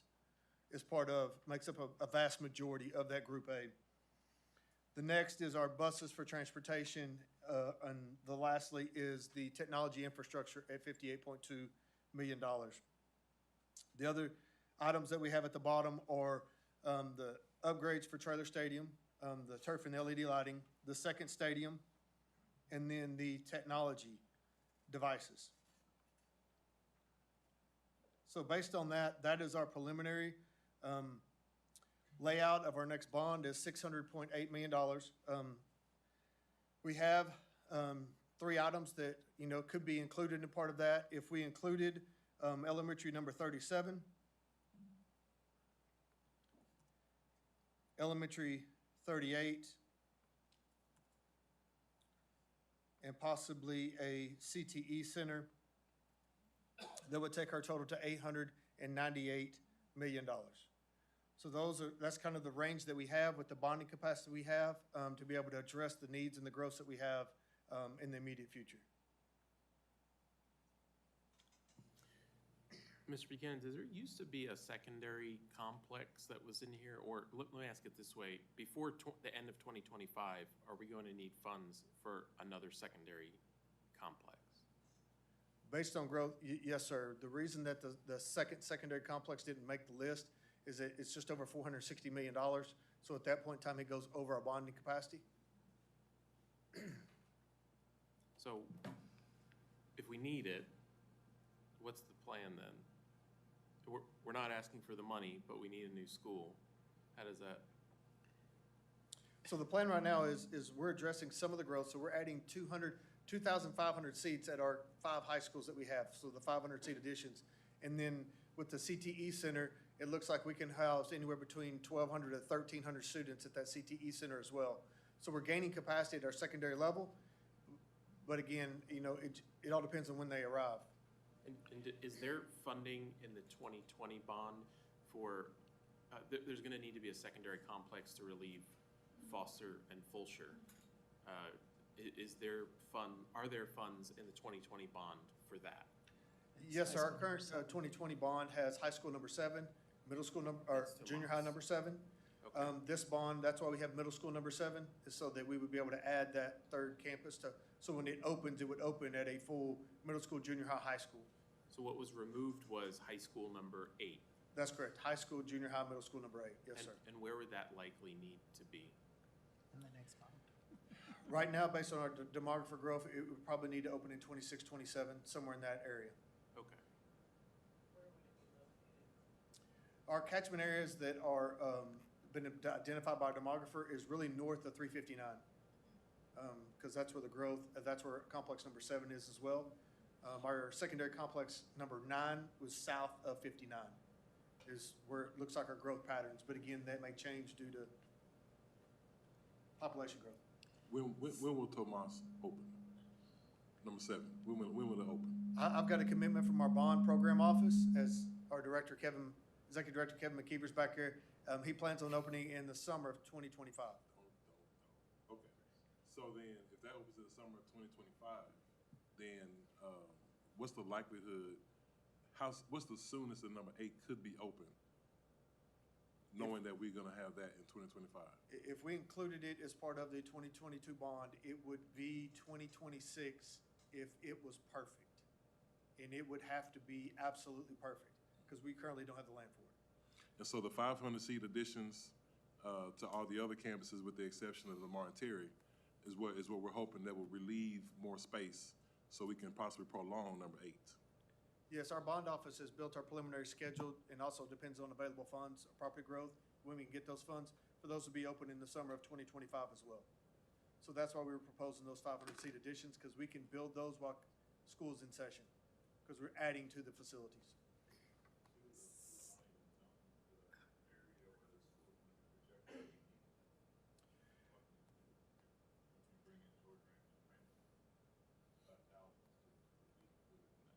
Yes, sir, but those 500-seat additions help us prolong secondary complex number 9. So with the rising costs of construction and everything else, and the fact that we continue to do this, keep adding the 500, I mean, we did the same thing. Didn't we already do that at Foster?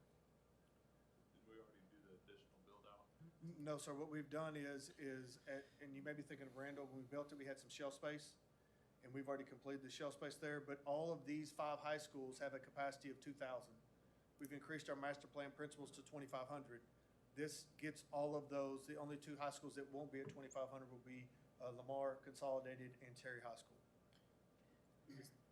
Danziger had a question. I have a couple of questions. But we are putting in the land for 8 and 9 in this bond, correct? It says land for secondary 2 sites. Yes, ma'am. If we approve a CAPE, which is a Career and Technology Education Center, that would take up 1 site, and then we would have secondary complex number 8 as well. Okay. I think what Mr. Hunt was trying to ask, if we did what you have on the screen right now, how long before we're gonna have to come back and do another bond again to keep us up with the growth that we're having now? Are we gonna have to, hello, it's 2024, here we come again? In 2 years? Yes, ma'am. I mean, Just so that we don't have sticker shock now, is that what we're trying to? well, we're also trying to be good stewards of what we're laying out. And what we our can- true needs are. And what we can actually open, because a lot of this, we've been working with the finance office, is all of these opening of schools has an impact to our M&O budget as well.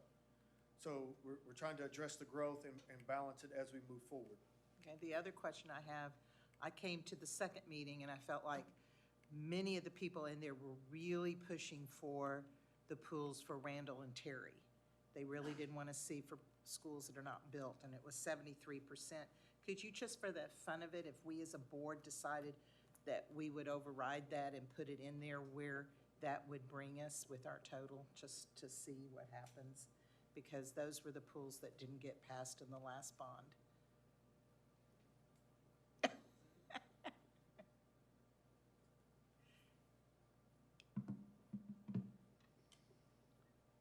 Just to see if we're under the billion.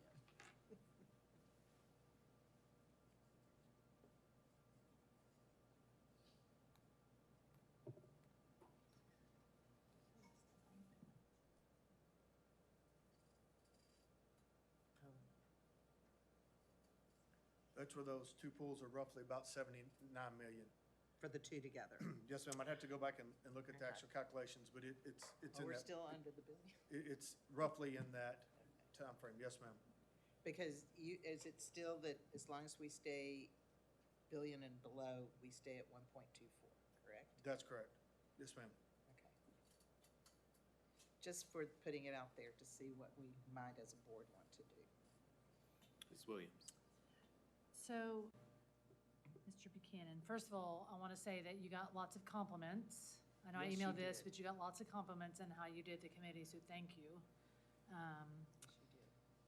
And I wanted to, I emailed you a couple of these things, but I want to ask them in public as well. But, so for example, one of the, some of the feedback was to consider using the tilt wall construction versus conventional wall framing. Yes, ma'am. That's some of our, as we continue to look at delivery methods that we have. Tilt wall is a method that we can use. Right now, what we do is we use a steel structure, and then we build up the masonry around the outside. But we continue as a bond program office, as we look at our constructions and construction cost in particular, and working with our architects on what's most cost effective. At this point in time, the method that we're using, the input that we're getting back is this, there's not much of a difference in change, if any at all. Some of the tilt wall tends to go up because of the number of steel and the amount of concrete, because they tend to fluctuate. Okay, so you have looked into that? Oh, yes, ma'am. We continue to look at it every project, Thank as we evaluate it on what's most cost effective. Okay, it's good to know, as long, you Yes, know, you're ma'am. looking into it, yes. And then, how many stadium designs, if we're looking at the stadium, second stadium, how many designs are we looking at? Are we just looking at one particular type or a couple different? So right now, what we've done is we've based it off of the seating capacity at our current stadium. So Trailer Stadium has a 10,000 seating capacity, so we will be on a second stadium with the same 10,000 seating capacity. Things that we are looking at adding that's in part of this budget is also practice. So on both ends of the end zone, you have a place for the band to be able to assemble, because right now they're getting on the tracks and things of that nature. We Okay. also have storage there for their props, because a lot of their competitions and as they present there, they have a place to store their large props on the site, as well as a practice facility dedicated outside. Because a lot of times what they do is they use the parking lot, so this would be a dedicated facility for them, along with some CTE. So we're adding, we've looked at expanding some of those CTE availabilities within this second stadium as well. Which I loved on our tour today. If we can combine the two together, that would be fantastic. So I'm glad y'all thinking about that. Some more commentary.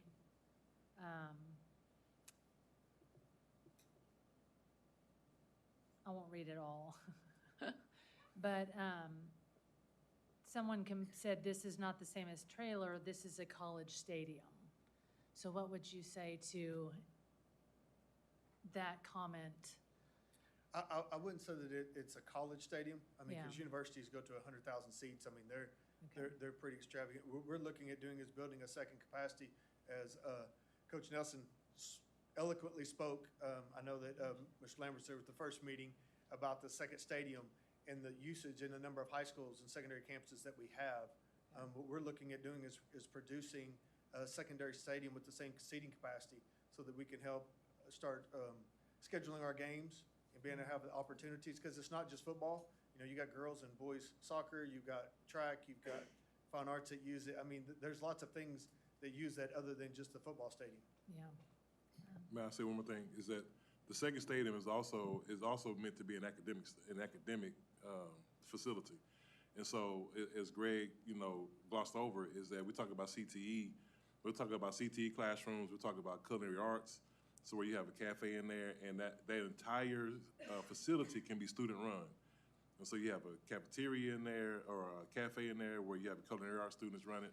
And then you also have your AV, your audio-visual classrooms, to where students can record whatever's in there. They can put commercials up. They can do a whole lot of things. It's at the end of the day, we'll have students be able to leave us with certifications. And so it won't be just a stadium. You know, you can look at me and know I played a lot of football back in my day. So I love football, but it's not a football stadium. It's gonna be an academic facility, so all students can use it, and it can be student-driven, so every student that touches it will be able to benefit from it and leave us with some kind of certification. So when they go into the workforce, they can go in, not at the entry level, but they can go in as a manager or supervisor making $70,000, $80,000 a year. Thank you. So the goal is more of it, we need a second stadium, and we're gonna add CTE capabilities, so it touches a lot of the students, as you say. Yes, ma'am. We want every single student that can touch it, touch it. Thank you. In the P1s, we talked about the fencing at Dickinson Elementary. Yes, Is that ma'am. part of the safety and security that you mentioned, the 17 million? We probably need to talk about what's in that in closed session. We try not to. Sorry, got it. Yes, Yes, okay. And then with the CTE Center, I know you added that on the board. If instead of the CTE Center, if we're trying to combo the new stadium with the CTE capabilities, could we do the high school? If that's the next immediate need, is the high school number 8, could we put that there instead, or think about that and see what those numbers look like? So okay, so if I take out the CTE Center and then. Because they didn't vote on, no one has, that was not part of the, That's correct. right, okay. The CTE, no one, yeah.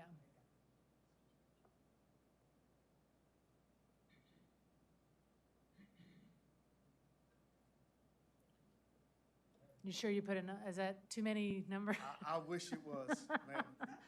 Okay, so that takes us over the capability. Well, that's with the pools though in there too, of the other two. No, sir, I've That's not already what taken the You pools. took the pools out already? Yeah. Gotcha. So that's over our $1 billion capacity anyways, or our, yeah, okay. Well, and the CTE Center built the same, if we could build it and the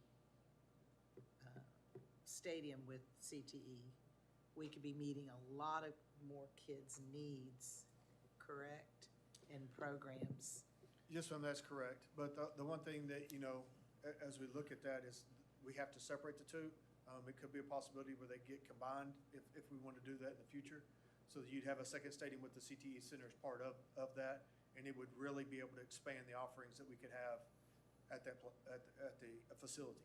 Or we could buy land that's possibly can house both and use the same parking. That's correct. Mr. Lambert? Yeah, publicly, I just want to say that I am a big proponent of the CTE Center, looking at our neighboring districts and the students that are coming through those programs that are getting the certifications and going straight into the workforce with, from welding to diesel mechanics to cosmetology, culinary, radio, television, film, all those things. So we're looking at our surrounding districts right now, and there's students that are just stepping out successfully, and I want our students to have the premier facilities and the premier opportunities and all that stuff. And so to still one of Dr. Niven's lines, we want students to learn how to make a living, not take a living. And so to add to that whole premier educational system that we have here at Lamar, you know, for putting out professional plumbers, HVAC. Those are programs that we looked at our neighboring facilities today, and there wasn't a plumbing, there wasn't an HVAC program in those. So if we're looking at, okay, what can we do here to set our students up? We're anticipating all the growth happening right here. So if we can put out home builders and framers and irrigation and plumbing and HVAC and be our own customers within our district right here with our neighbors and hire our kids and train our kids to send them out, I'm going to be the biggest cheerleader for that CTE center, just because, I mean, with the students I work with daily, I have names of students that, you know, have gone into that workforce and working for the district now and doing other things in that area, and just to give them that certification because they didn't graduate from one of those other ones. I don't want to rob our students. I have 2 boys that went through those programs, so I'm a big proponent of it there. And I'll echo the same sentiments as both of y'all. When we went on the tours today, I mean, first, let me tell you, some of our neighboring districts have facilities that are very intentionally designed to meet the needs of their students and also meet the needs of the community. And there are gaps in the workforce in our community. And, we need folks that are doing health science, nurses, nursing assistants. And with our current capacity on our campuses, my understanding is that some of those students that might be interested in health sciences are not able to take advantage of those programs. And then you have hospitals and clinics in the community that are just dying for our students to have those certifications. And so it would be a benefit to our students, it would be a benefit to the community, and and not every student is going to be at the right place, or it's just not for them to go to college. And some students are in a place where if they're going to go to college, they're going to have to rack up massive debt in order to do that. And that's not right for all of our students. And so as many opportunities, a diverse array of opportunities we can provide to our students, the better. One other thing that came out of a conversation with Dr. Lazar, and I appreciate her helping to put together that tour truly, was we have a lot of these programs on our campuses. So like you'll go to Fulshire High School and they've got a really nice culinary department, they've got welding, they've got woodworking, they've got all that. But a lot of those are intro level classes, they're smaller facilities, and we kind of reach a ceiling on what we're able to do as a district and what we're able to do for our students because we don't have the right facilities available for our students. So this is really taking it to the next level, providing higher level opportunities for our students that students in Fort Bend ISD have, that students in Alief ISD have, that opportunities that Katy ISD students have, that our students should have as well. Mr. Welch. I have several questions.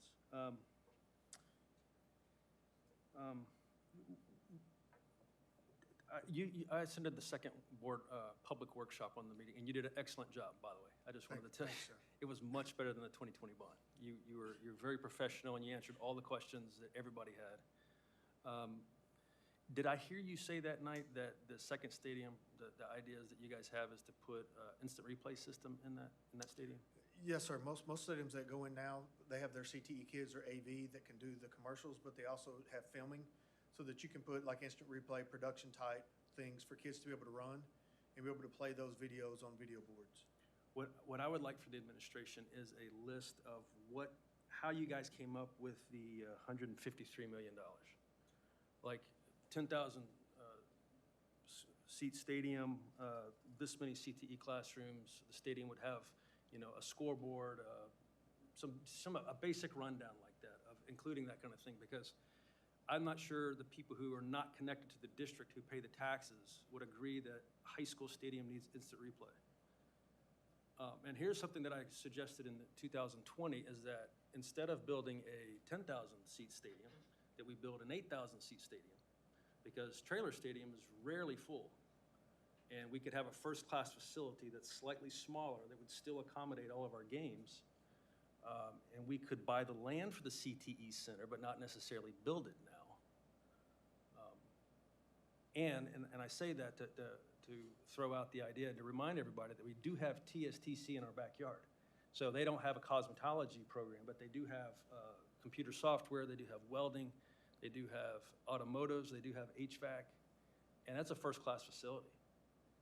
So we have a limited budget here, and it's a lot, but we got a lot of things we're trying to do over the next bond. So those are some ideas to throw out there.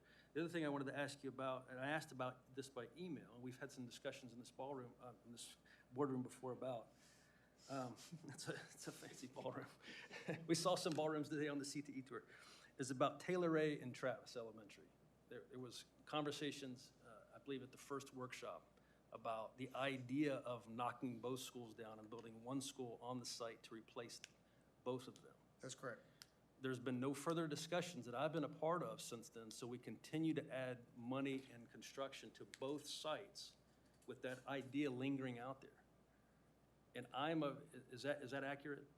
So as of right now, that option did not make it through the first initial list as we went through.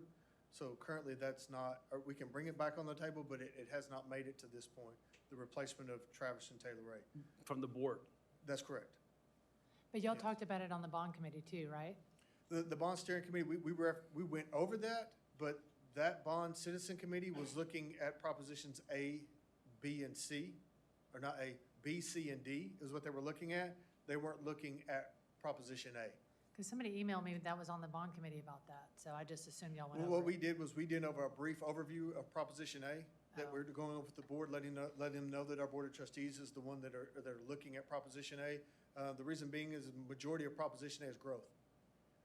So it's a lot of it is driven just by demographer data and what we need and how we need for capacity. I didn't put that on the questionnaire you guys gave me, if I remember correctly, because we didn't have a full discussion and come to a conclusion on that. I'd be interested in that idea, to hear the administration's idea and what everybody thinks, but we continue to put money into Taylor Ray and Travis, and then we might knock the whole thing down in 4 years and build a brand-new school on the site. And I don't think that makes much sense for us to continue to spend dollars now building out those facilities when we might come along pretty soon and knock it down. So I think we need to tackle that problem and eliminate it from our thinking or move forward with that and not spend any more money on these. Does that not make sense to everybody? Mr. Buchanan, you might not know this off the top of your head. You might, though. How much are we spending in renovations, I guess priority 1As, on those two campuses? In 2020 or 2022? Both, 2020 and then in this proposal. I won't know the 2020 right off my head. It was supposed to be renovation of a library or something that was in the 2020 bond. I forgot what they were going to renovate. Everett Travis. Travis had an additional library. Okay.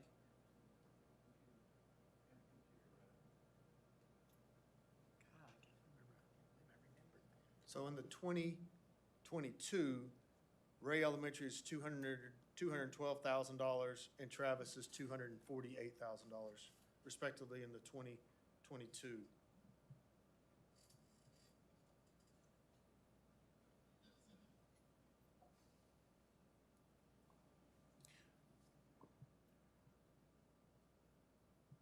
I know this was a discussion at one point too about, and I don't know if we have an answer, but if there are any rules about whether you can, I mean, we spend probably over $1 million on doing those renovations of those campuses.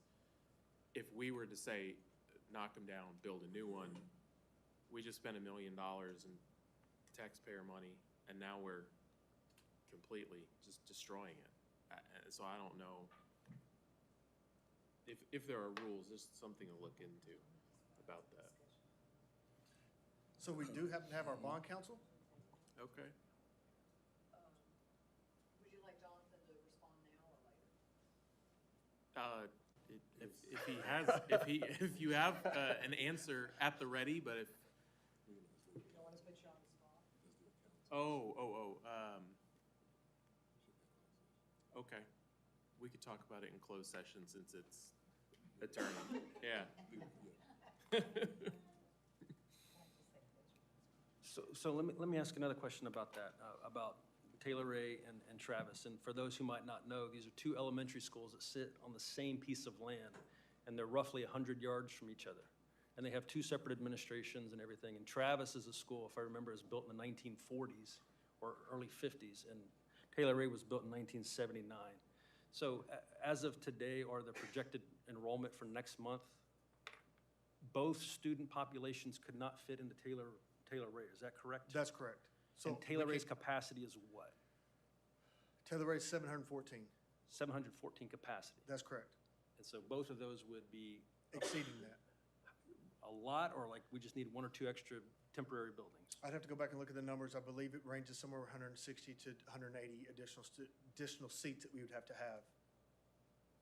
be able to combine those. Because if that's a idea that keeps percolating in the district, that we need to knock them down and build one site, I would recommend that we maybe not use Travis anymore and build out Taylor Ray a little bit bigger. And I don't, because the building is not nearly as old. So right now, that was something that we initially started having discussions on, but when we first floated it out, it has not got any traction whatsoever.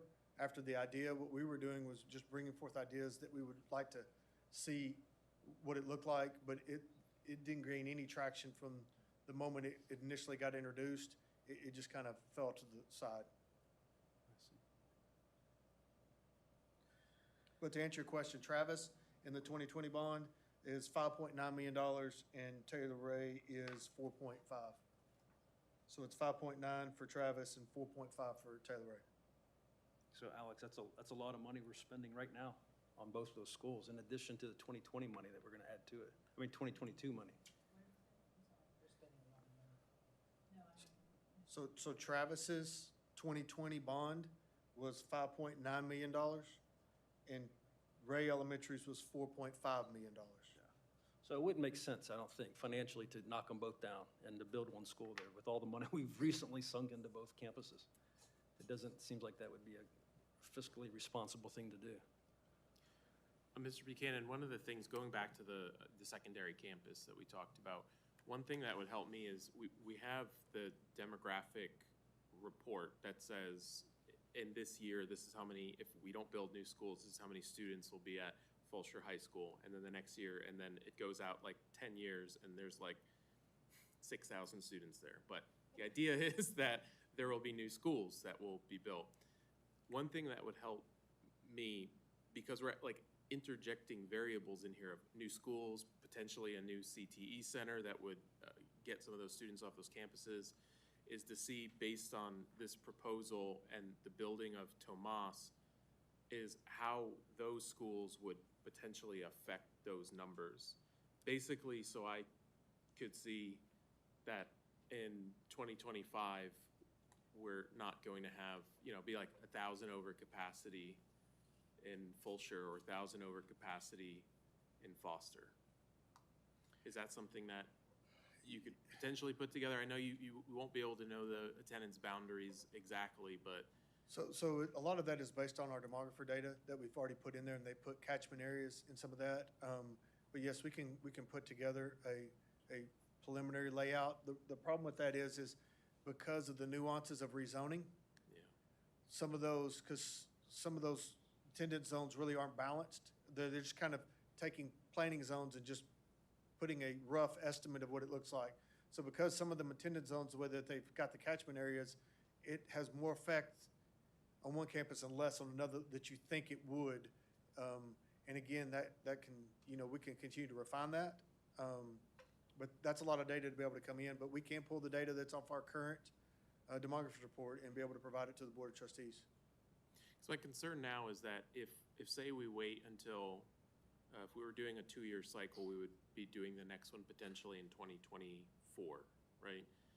And at that point, if we get funding for high school complex number 8 and it's approved by the voters, when would that school be open? 3 years afterwards? 2028, it'll be the summer of 2028. Right, so Fulshire and Foster are already over capacity right now, correct? I would have to verify that. They either are or are very close to it. And we're building a 500 and 500 more capacity, plus a school with 2,500, so that's 3,500 kids. So basically, if there's more than 3,500 kids in the next 6 years in that area, then we're gonna be over capacity. And I can tell you, driving here from where I live, I mean, we all know there's gonna be a lot more students than that. So that's my only concern with taking that secondary complex out, but I know that the numbers are difficult to hash out with it in.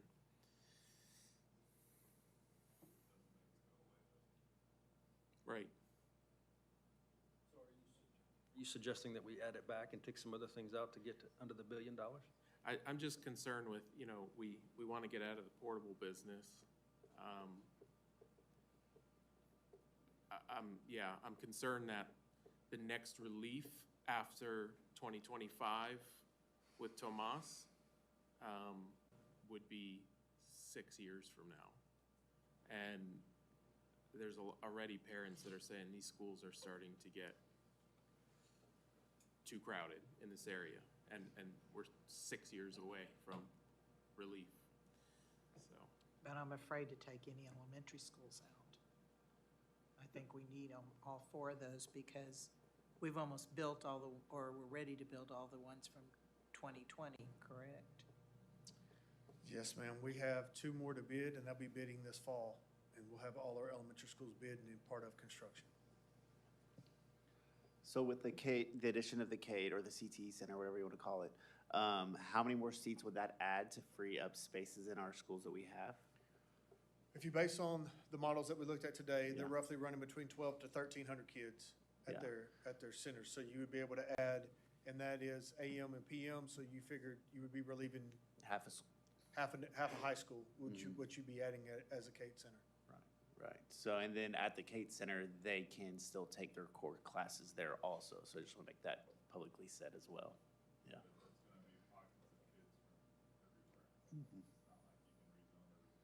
No, you can't rezone, but it will alleviate some seats, help some seats.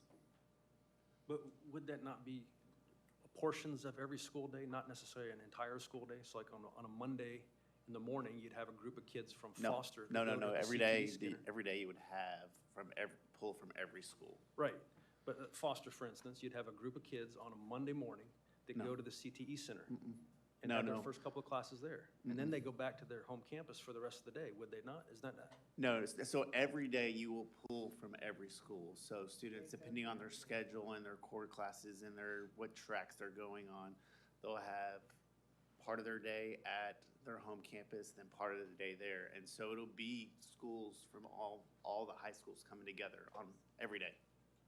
So it won't be like Monday gets Foster, Tuesday No, gets. I wasn't suggesting that. I was just saying, Yes, they are on there a part Monday of the morning, day. there'll be kids from George Ranch, from Yes. Randall, but there will be, I'm just trying to take that as an example, just Foster.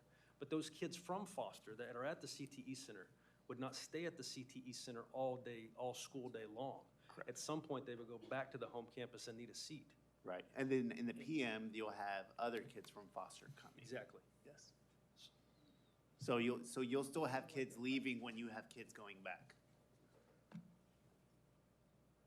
And then on the website, Fulshear is at 2,342 students, and Foster's at 2,285 students. So I think those, yeah, I mean, that. And I think if we're gonna be talking more about the CT Center, I'd like to hear Dr. Lazar maybe speaking to that, if that's something that we're gonna continue to talk about. I don't know, maybe. I mean, does anybody else? Would that be? Okay. Yes. Did no. you want to hear from Dr. Lazar now? If you did. Do you want- If anybody Yes. has. Sure. It was if a bond folks workshop, have yes. questions. So if we have Dr. Lazar come up and then we can ask questions.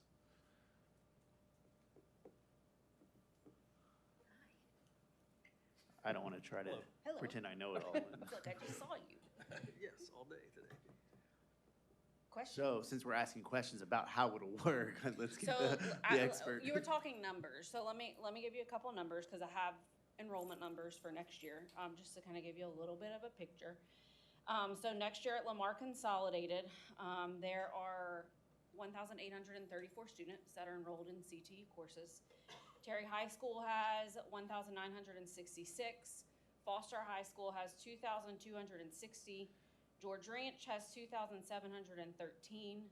Fulshear has 2,665, and Randall has 1,221. So the idea of the CATE Center, right, would be that all of the intro-level courses would stay on the home campus, and we would bus students to the CATE Center for a half day. So they would either be on a morning or an afternoon schedule with at least one of their core level classes taken at that center. Once you get to the upper level classes, those courses typically are they're blocked. So they're either 2 to 3 periods, depending on the course. So kind of like Zach said, you would be looking at, no, they would not be there a full day, but, right, like, you would be removing kids from another campus both in the morning and the afternoon. Has there been any talk about converting one of our current high schools into a CTE school? So I have not been part of that discussion, no ma'am.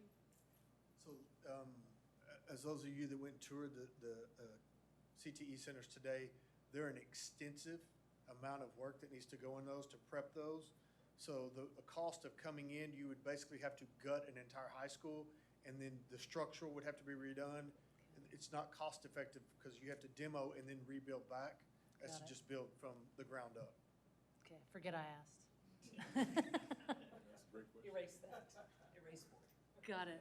It's good to know for the public, though, What happens to because that the has been suggested multiple CTE times. facilities at our current schools, if we're not gonna utilize them for the purposes anymore, the thousands of dollars we've spent? So I would assume that some of them would stay, right? For instance, at most of our campuses, we have both a culinary, like a commercial kitchen as well as a residential kitchen. The intro level courses happen in the residential kitchen, so those would stay. You can speak on top of that. I would assume that the commercial kitchens would probably repurpose for other uses. Yeah. Would that be considered a cost savings? So if we built a CT center, and would it be a cost savings to move commercial kitchen equipment to the new center to repurpose that? Yes, sir. We could come in and utilize the equipment, current equipment that we do have.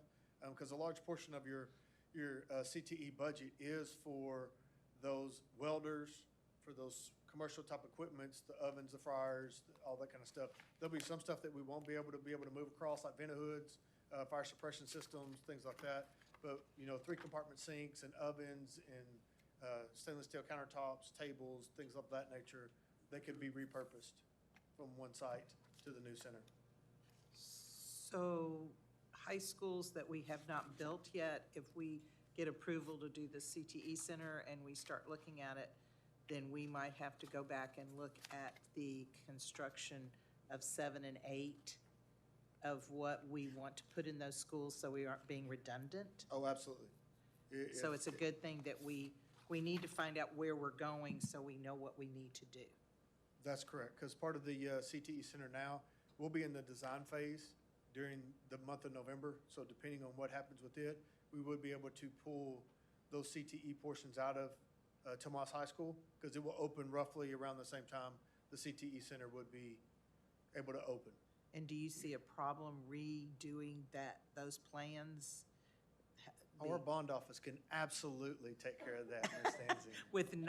Without a problem, yeah. Okay. PBK Architects is who we'll use for the facility, and they can easily be able to go in and return those into instructional spaces. So we really need to know what we're doing before we move forward.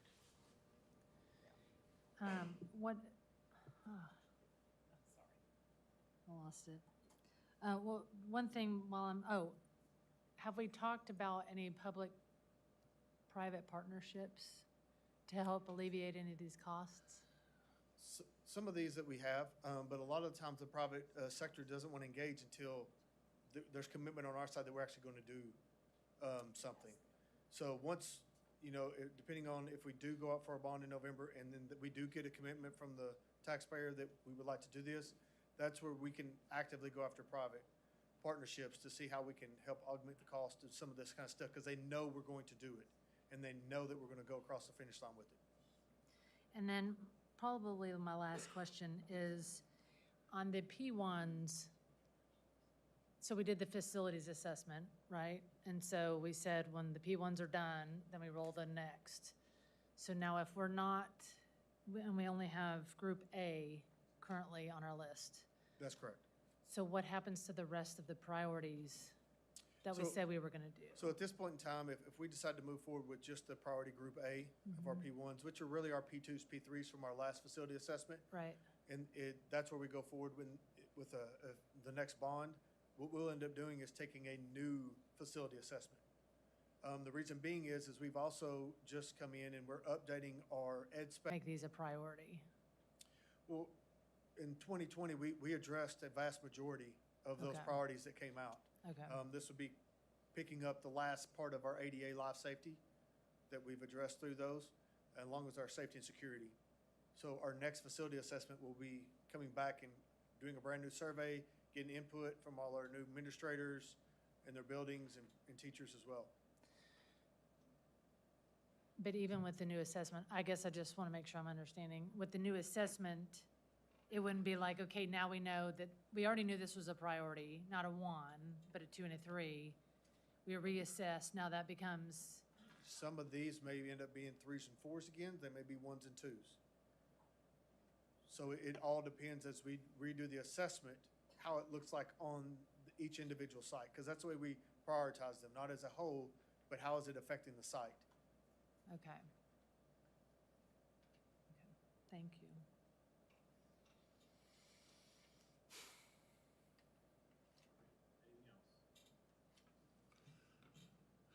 So board, the objective is now is that if we're gonna move forward, the next board meeting is August 22nd. And so between now and then, we need to decide exactly what will be in the package, and then the board will call for the bond on the August 22nd meeting. But again, we have our bond counsel here, and so he's gonna come back with us in closed session here in a minute and be able to answer more questions as we consult our attorney in closed session about the next steps. But that's, publicly, that's gonna be the next step, is August 22nd, to finalize the package and then call for the bond election if the board so chooses. Could we do our closed session now and then do the remaining items afterwards? Okay, all right. Then it's 9:07 PM. We're adjourning the closed session pursuant to Texas Government Code Sections 551.071, 551.072, 551.074, and 551.082, the Open Meetings Act, to discuss personnel, land acquisition, or consultation with our attorney.